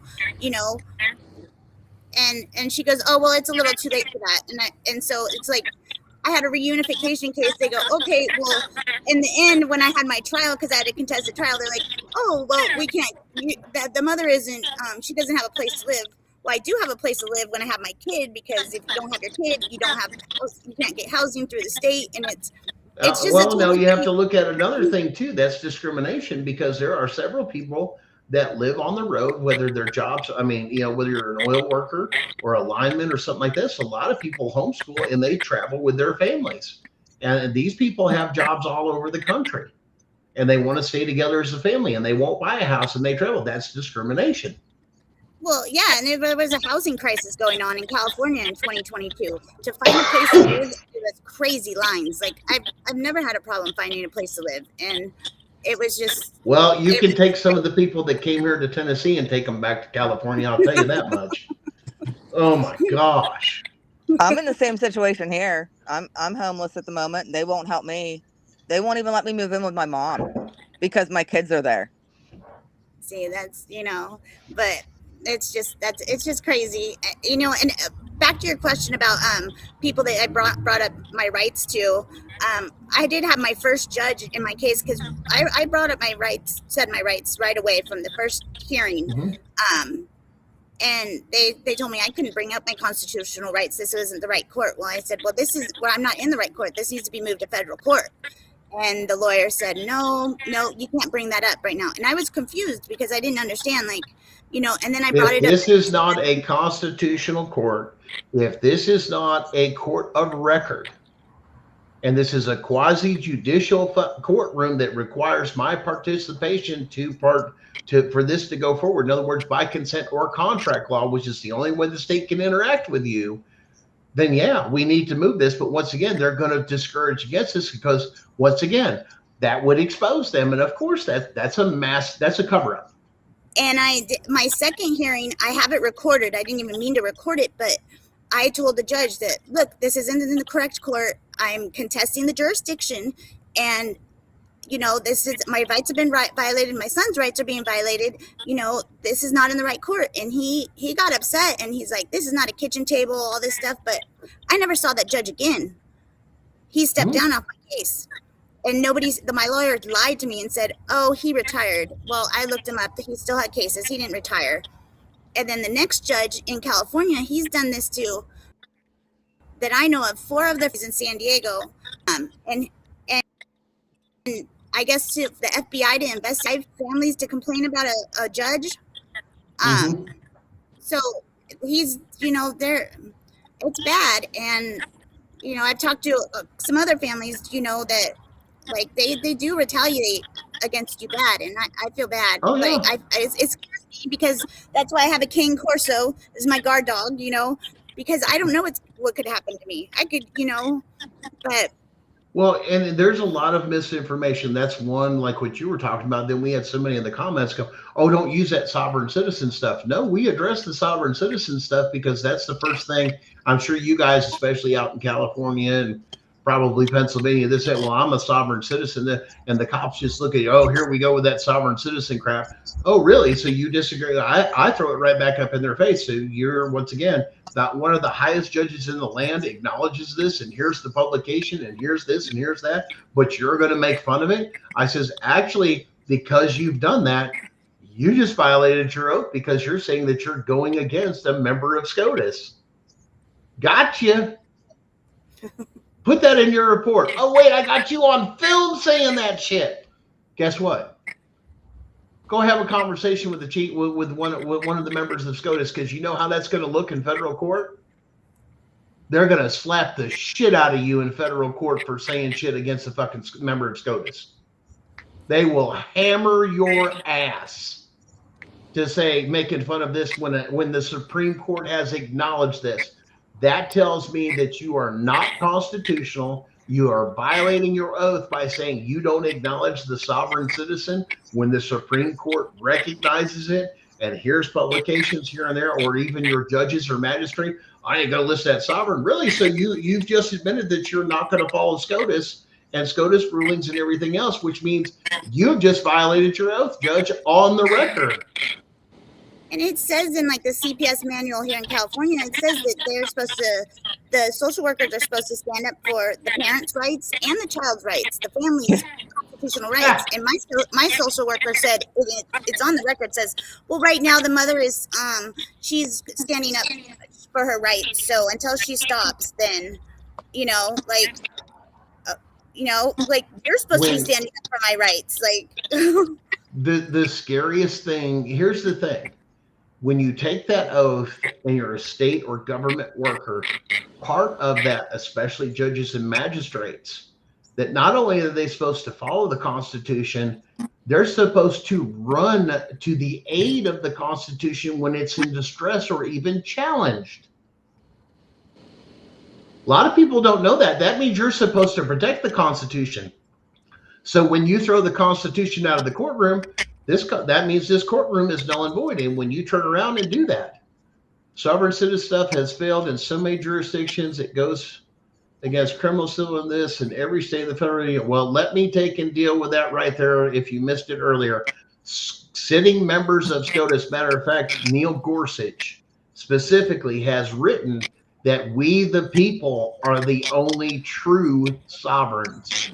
That's in his publication. And to argue with a sitting member of SCOTUS, let alone other members of SCOTUS that have repeated the same thing, means they just violated their oath to uphold the Constitution, because the only one that can interpret it is the Supreme Court. They're the only ones. So if they throw that up and somebody throws it out, that means you have to report them for gross negligence and not following, because once again, the Chevron doctrine's dead. They have to follow the higher court rulings. You just made fun of a sitting member of SCOTUS. Do you realize that that is a huge problem from where you sit? Once again, it's perspective and how you file. Well, I got with this in sovereign, but once you turn around and quote sitting members of SCOTUS, their publications and everything else, but I'm wrong about being sovereign, you better go talk to the highest court in the land that's over you. Matter of fact, they're over your ass. So if you're not going to follow them, that means you're defiant against the Constitution. And why are you defiant against the Constitution? You just committed an act of war against the Constitution by saying you're not going to follow what SCOTUS says. Because Chevron's dead, so you must. Go ahead. I have a question for one of the comments for the Abel Wiley. It says that your parental rights are intact and your ex had sole custody, so you had no legal standing to argue. Which that, you know, my legal rights were, I lost my full custody and legal custody.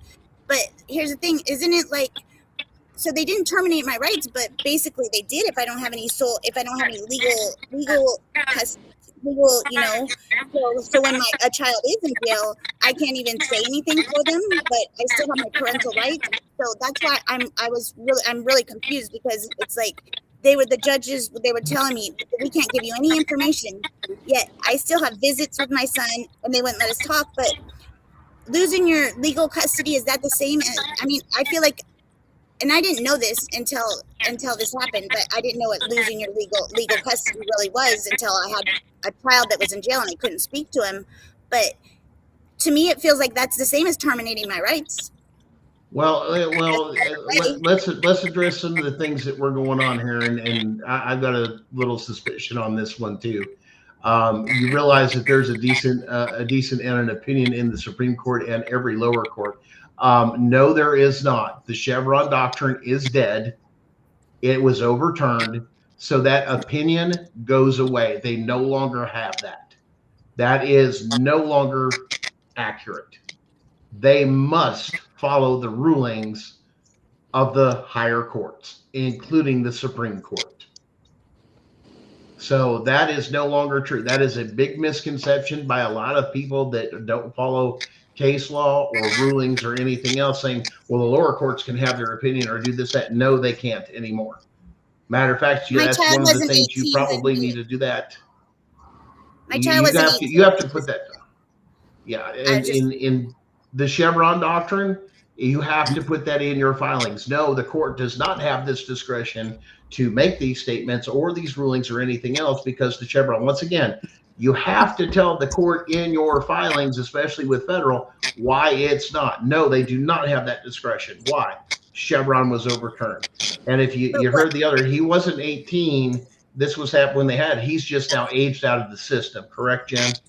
Yeah, they were going to age him out, keep him in until he was 18. He got released a month earlier than before he turned 18. But if I say a parent was in the same situation as me, as they lost their legal custody and their full custody, and then their son ends up going to jail a couple years later. What is the parent supposed to do, even though they have their rights? Like I told the first judge, when I said, sir, I still have my legal parental rights.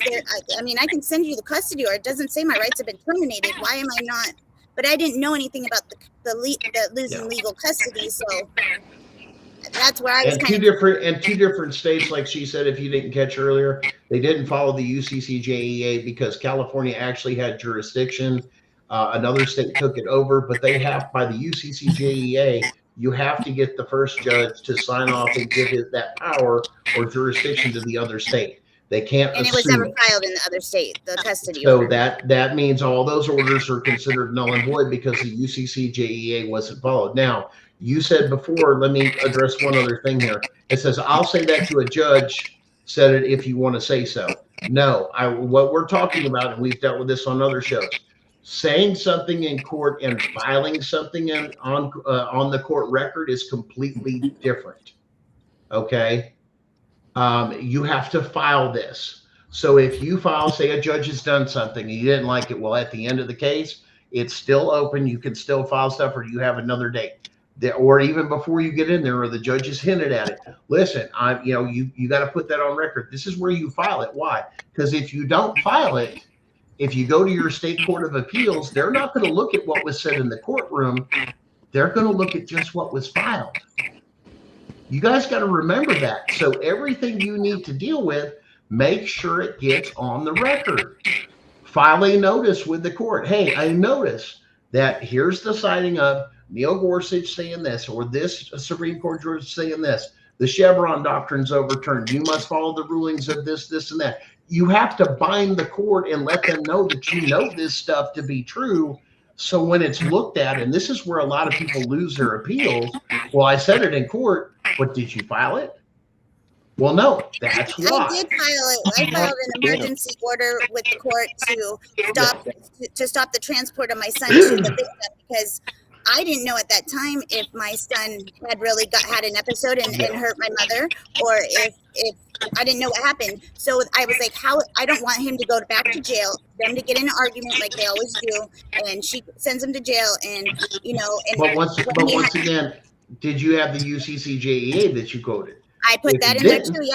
Yeah. Okay. And the clerk told me that they had that it got rejected. It still to this day shows that it's filed and accepted, and that I can't be an interpleader, and that I got an email. Okay, guys. This is where you go to the next higher jurisdiction. This is what federal court is for.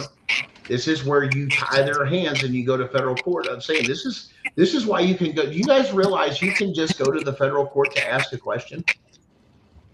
Do you realize you can do in the lower court cases? You can stop your case in a state case and go, I have a constitutional question and I'm going to file it in the federal court, but now you must stop or do a stay of all proceedings till we get the answer of this. And when you do that, then you ask the question to the higher court of, like the 1983 civil rights section of under your filing, say, this is a constitutional question. And you check the box. Ask the question, and then give the memorandum of law that would support your point of view. Then the judge is going to rule on it, which is going to make it binding in the lower court. So when your lower court, family court says, well, we're not going to deal with this and that and this. Oh, yes, we will. Watch this. I'm going to submit a constitutional question that I'm going to bind you at. And then when you don't do it, you know what happens when you don't follow it, Judge? I go back up to the federal court and I let the judge know you ignored that order. Uh-oh. Guess who just got in trouble with the federal court? And I think they just were trying to age my son out, just to get him out of the juvenile system, Yeah. which, I mean, but. And they get more, they get more money if they're a problem child, whether they're doing criminal stuff and they're in and out of this, or they get more money because it's a psychological thing, or this. There's a rating scale. They actually have charts on this stuff every state. You get more if the kid's more of a problem child. And if they're not, they're going to create it to be a problem child to make more money. because my kid isn't he's not a criminal. He doesn't go out and do like criminal stuff. The most he did was like smoke pot, but we had DMDD, which he has these episodes where he flips out when I take his Xbox, or and to where it gets bad, and I call the police to have it, so I would never get my child taken away, so it'd be all documented, which it was until I went to California and they ignored all the evidence. But my question is, one last question. Since I have 2 different states, what state am I going to file in? Do I file in California that originated? Original jurisdiction, yes, where the original crime did, and then you file with another state. Like in mine happened in Tennessee, but the retaliation crossed state lines into Kentucky. Well, I will be adding Kentucky to the case because it's connected through here, and because I have probable cause to add this with what they have. Like for an example, because they didn't follow the UCCJEA on the particular case, and it dealt with my previous plaintiff, which was now my ex-wife. They still mentioned me in there that a crime had been committed, that we had violated something, but there was no police report. In other words, they lied like their ass off, lied like a dog. Now, because they did that, but then they didn't follow the UCCJEA. Why? They never, what they did to circumvent it? CPS or the cabinet, as they call it in Kentucky, violated the UCCJEA because all they did was call CPS in Tennessee. And guess who sent over the sealed court records that in the state of Tennessee, all juvenile cases are sealed and must have the judge's signature to open or transfer those papers? CPS violated all that and bypassed that and the UCCJEA and sent over the court records to another state. That's a felony, a federal felony. Oh, they sent my whole CPS record from Nevada to California, and they said, oh, well, she has so much, it's 300 pages, it's too much for us to read. Like, well, the prosecution should have read it, because it says right there in my appeal, the prosecution made it out like I was a terrible mother, when in the record it says that I'm not. Like, just be careful of being too much and break it down sometimes into smaller sections of exhibits and do it under topics, because if it gets that too big, you can't file that as your complaint has to be sweet and simple and under, I think, 30 pages. Okay. So, well, like I said, you can do that as an exhibit, as an affidavit of truth. Okay. That's, once again, another way to do it. That's just like some of these constitutional questions that I filed, you have to file as exhibits. Why? It was well over 30 pages. And once again, you got to follow those rules of federal civil procedure. Otherwise, the court clerk will go, why was my case denied? And I go, did you break one of the rules? Was it over so many pages? Well, I have 500 pages of this and that. I go, tell me you didn't file that as your complaint. And they're like, well, yeah, I did. I go, that's where you screwed up. And yeah, they're going to kick it out as being moot.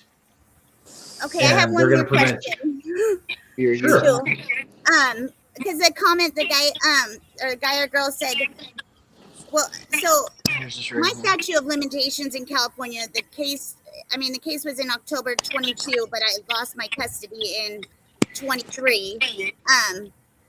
But when I figured out all the stuff going on, like I didn't know all the fraud that had happened, but then in 2025 is when they were still violating my rights, not letting me speak to my son, I feel, and that my son went to jail and stuff, where he was in Nevada. He wasn't even supposed to be in Nevada. The clock does not start for your statutes until it stops. If it's ongoing, it doesn't stop until, say, he ages out or anything else and stuff like that, and it was continued on. Now, in federal, there is no statute of limitations for fraud, and there's no statute of limitations for violating constitutional rights. There has been a big misdemeanor of, oh, well, it's 10 years, it's 5. That's your state shit. Who gives a fuck? I mean, to be honest, why? Because we're going to go into a real court. Yeah, we're not going into state. We're going federal. And this is where a lot of people, they're so caught up. They've learned so much about their state. They've learned about this. They've learned about this and this and that, or policies and procedures, or this, that. Hey, great. That's great as evidence. But when you file in federal court, it's a whole different game. It's not the same. You got to start from scratch. And the easiest way I can explain to people is Go look at the structure, the filing, and everything else on a federal criminal case. Why? Because that's the tightest you've ever seen with a filing. And it will, if you follow that structure, you got no problems. I've looked over several cases, hundreds of thousands of cases. Every one that's structured just like a federal criminal case, how they do the charges, how they break it down, how they do the exhibits, how they do the complaints, and everything else, it's bulletproof. I mean, you can't fail. So long as you follow that and the rules of federal civil procedure, you're going to get past stuff. And I've had so many people come to me or this, or Gunner, can you look at this, or Gunner, and I can point it out right there. That's crazy. You can't do that. Once again, this is where you screw up. This is why I say keep your emotions out of your complaint. It's as simple as this is the constitutional right that was violated, or this is the fraud. Here's the description of the players, and this is how I was impacted or harmed. Line by line, 1, 2, 3, 4, 5, 6, this and that, counting them off. This, this is the Constitution. Hey, they violated the Fourth Amendment. Okay, who violated the Fourth Amendment? Well, this person did, but also, like with mine, you connect the state, and how was I harmed? Once again, they violated the Fourth Amendment, my safety, my security, my persons. I felt violated, both, emotionally, spiritually. They've disrupted. Now you don't feel safe in your own home. All those things, just something quick and simple like that. And it's like, I don't know, maybe a paragraph, maybe 2. That's it. That's all you need. Something that simple.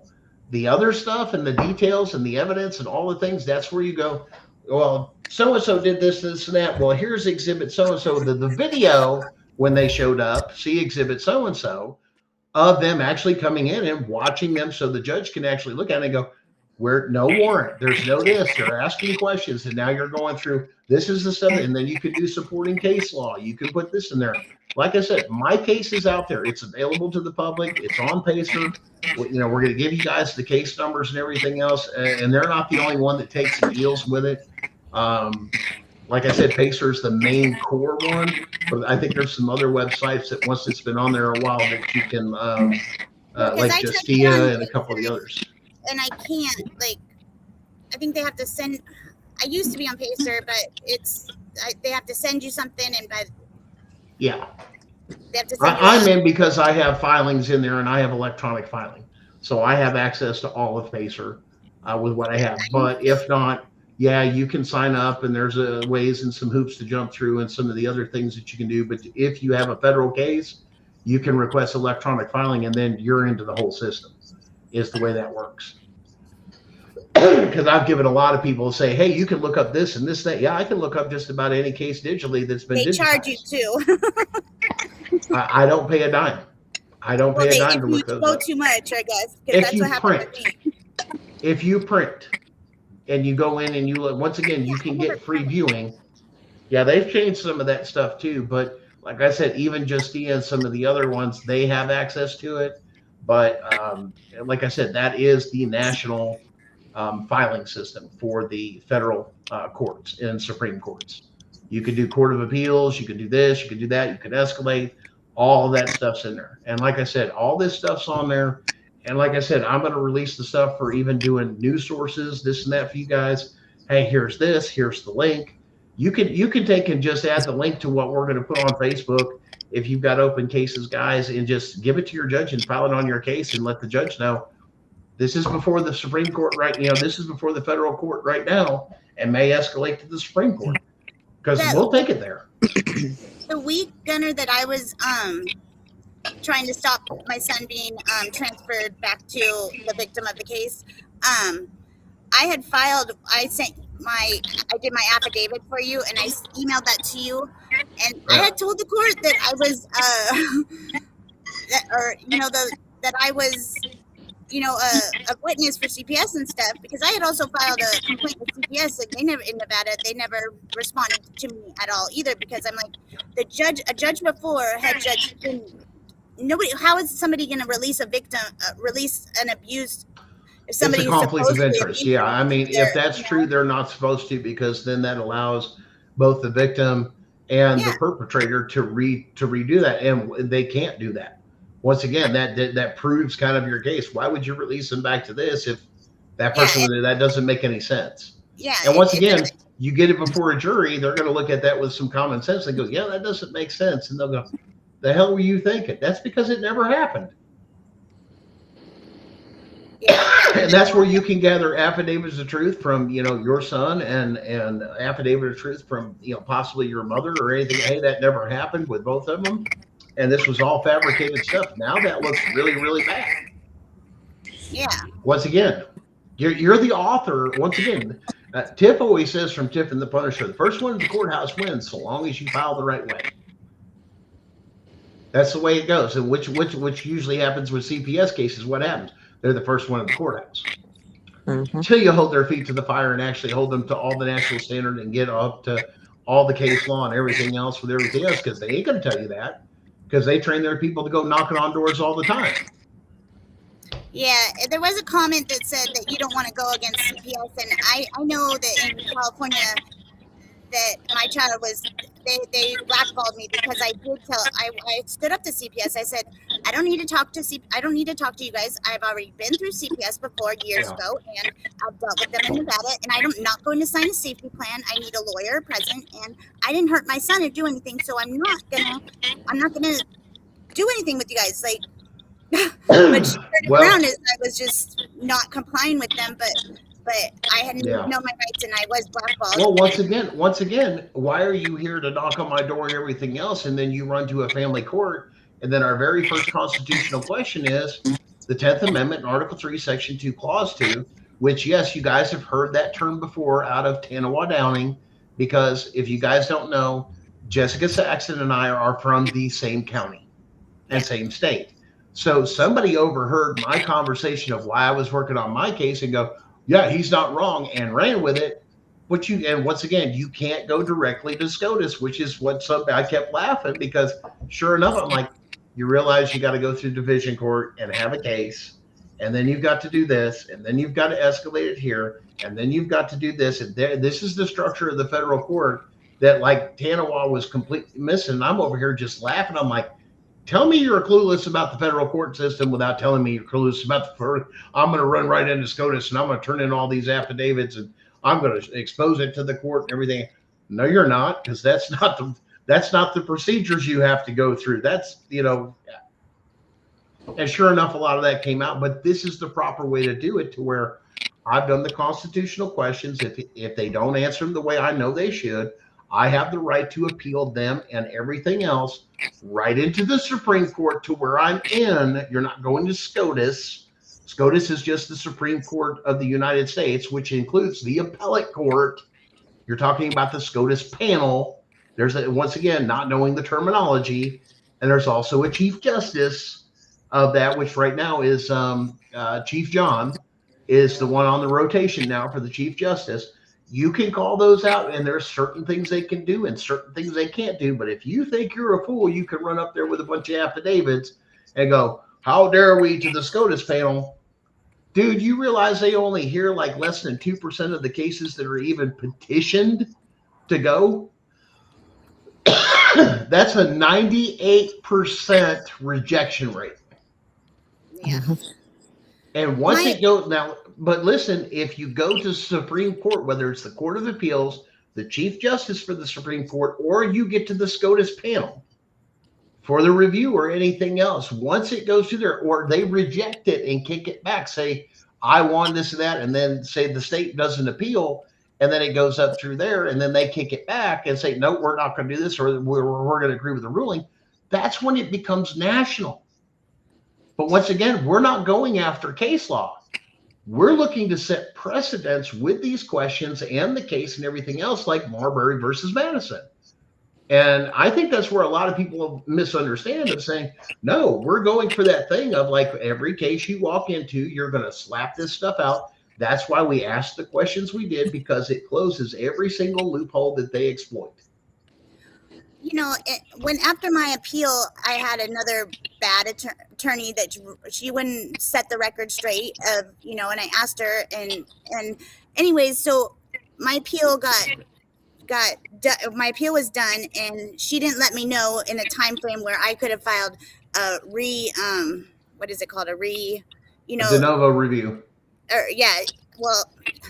And so I filed it late, but I got an email from the clerk that said, this is in California, that said, I was told I can't file this. You can't file this. So, What? and I figured it's over the 2 weeks or whatever you have to do it was for a rehearing. So by that time I was so exhausted. I just stopped. It's very stressful and everything. And to answer this thing out here with the ones that we've been talking to here in the comments, not even your local judges handle family law well. The federal court is a very high standard as CPS works in family law. I hate it, but that's why I'm here. Well, that's the whole point of constitutional question 1. Your local family judges who are never supposed to hear these cases under the Constitution due to a massive conflict of interest and an extreme bias, which everybody that's had to deal with CPS has experienced. They never had jurisdiction. That's the whole point we're bringing up. That's why we're sharing that stuff. Well, Jen, Brandy, thanks for joining me. And man, get the word out there for the reckoning. And let's empower more parents and people and let them know that there's hope now. And we have a real shot at getting this thing and actually shutting down CPS and exposing them all the way up and down. And don't forget, check out Gunning for CPS on the Facebook, because we're getting ready to release that stuff here shortly. I'm opening a TikTok shop, and I was thinking about making a shirt that says thinking about you, no fucks given or something. So, well, I've still got a few in the jar here, but I'm burning, and I've saved these because this is what I have left of fucks to give for the rest of my life. And well, I've got to deal with family and everything else, but yeah, there's, as we say, everybody just turns around and goes, like this. But if you'll see, there's a fuck.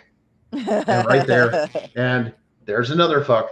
So my daughter actually turned around. She goes, Dad, I know you don't have much, and we're dealing with this and that. She goes, but listen, this is a whole jar and literally of fucks to give. And literally that's what this is for. And says, listen, you've only got so many to give. I says, well, most of that's left for a few other things. But I said, some of these people, I'm sure as hell not giving a fuck about them, because they're not even worthy of giving a fuck to. No, they definitely don't care about us. And like I said, this brings it down, and hopefully we've got enough in play. And I believe the powers that be are aware of what's going on, because they have to be. Even the attorney general, which still has to report to the president of, we got a problem. I think they're ready. They're already calling out the bar. They're already calling out this. They're already doing this. They're always doing that. And then everybody's like, well, Melina said something about foster care and this. And I go, you guys do realize when this all goes down and everything else, it's not going to be our kids that they're going to be getting, because you realize these are all crimes against children for the judges, the magistrate, the CPS, the lawman, and all these other people, which means all their children will have to be taken. Last night Trump was doing a thing, and they were saying how he's doing this no crime stuff, and all these crimes that the feds are stopping, and all the stuff. And I wrote on the thing, I said, well, why don't they start stopping the crimes in the federal court of you guys kidnapping our kids, and then Trump will be doing a good job, because you're getting all the criminals, but why don't you get the criminals in the court? Listen, we have to keep perspective on this. One, he did return the power to we the people. It's up to us. You got to forget, we can't point, and this is where I have had this conversation with a lot of people, and I spoke to like Robert Garza. Robert Garza's on board with us with what we're doing, fully aware. Several other peoples of other movements that are going on with this and that. This is one thing we have to understand. Stop begging those that work for us. We're the ones that make the demands. We're the ones that allow this stuff. They have no power but what we allow. We need to take that power back, and we need to realize we are the ants. They're just merely grasshoppers. And when we come to the realization of we the people, which was the foundation of our country, and return to that Constitution, this will stop. But it will expose the whole shadow government and the evils that are going on, to say, now you're accountable, and all those things that you like, the clout, the money, the power, the property, the toys, the this and that. Guess what? It's all gone, because they're going to come in and they're going to seize it. Why? Because you know how many people judges or magistrates see a year? And this has been going on for over 30 years. You have now profited from illegal activity, RICO actions. They will seize everything. because people have to be made whole. Yeah. Besides their children. Well, guys, thanks for joining us. It's been awesome. Thank you. We've experimented with you guys a little bit here of first having a guest, of not having a few, but opening up to the audience. So I'd say this is pretty successful the best we can, and I think it worked. You guys both got it off the Facebook page? Yes. Yeah. Okay. So the QR thing's kind of crap. And Tiff. Yes. Thank you, Darren. All right, guys. Thanks again. Have We're a going to good wrap night, things up here. And thanks again, Jen, for coming on. And Brandy, appreciate you guys and all the Thanks, support Brandy. and Good just luck. dropping Yes, that you too, knowledge. Jen. Talk to you guys later. All Thank right. you. Bye. Well, guys, there you have it. Constitutional questions have been submitted. We've gone over them. We're getting ready to release them on Facebook, on the show channel, to where you guys will have not only the national release as well as an overview of the constitutional questions, but access to the link to a drive that has all the filed stuff. So you can either go to Pacer or you can get them direct here. This is the stuff that was filed. It's been mailed out to both the state attorney general in my state, as well as the U.S. attorney generals of all constitutional questions, which are required under federal rules of civil procedures for notification, especially on constitutional questions. So what we're going to end up, guys, I'm excited. I'm excited for all this stuff. And once again, this is going to end a lot of garbage. We came for the And the families are coming for them. and it's This is the reckoning. every single one of you, every parent that's been done wrong, this and that by these courts. And just to clarify, if there's been a criminal act that's happened to where you've been found guilty in a criminal court, that's not what this is about. This is about those cases that there was no criminal acts, there was nothing there. Well, what's it matter? According to some of the hearings and stuff we do, what's it matter? You get slapped on the wrist, 6 months, you're back at it. Hell, in Blount County, according to the state board, after 1.5 years, they can go back to teaching. 2 years, they can go back to teaching and get back in touch with kids for more repeat offenders. Guys, this is about our children. This is not about the best interest.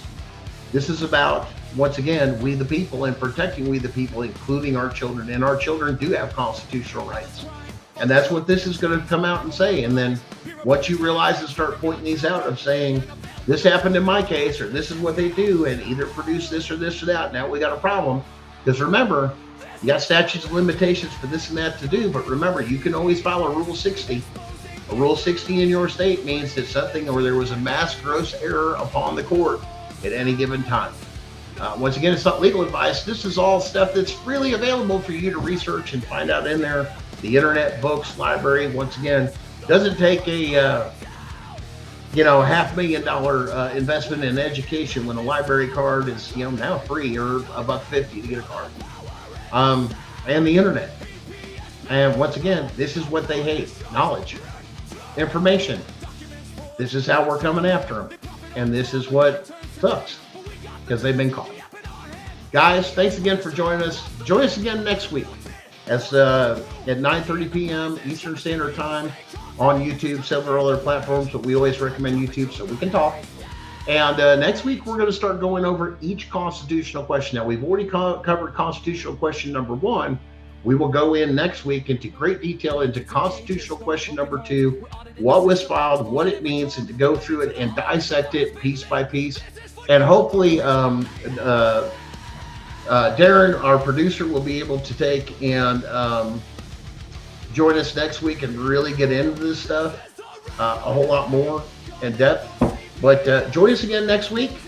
And guys, don't forget to piss somebody off this week, especially with this knowledge, because damn, this shit's like nuclear, like melt your hands and your face type stuff.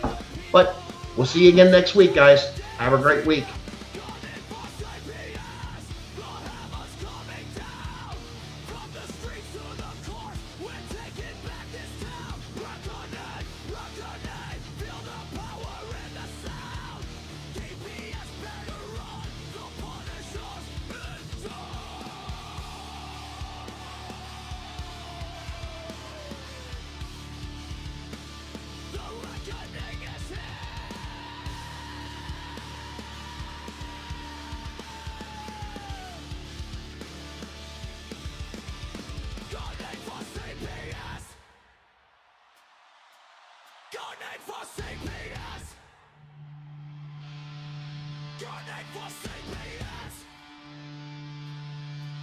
Good name for CPS.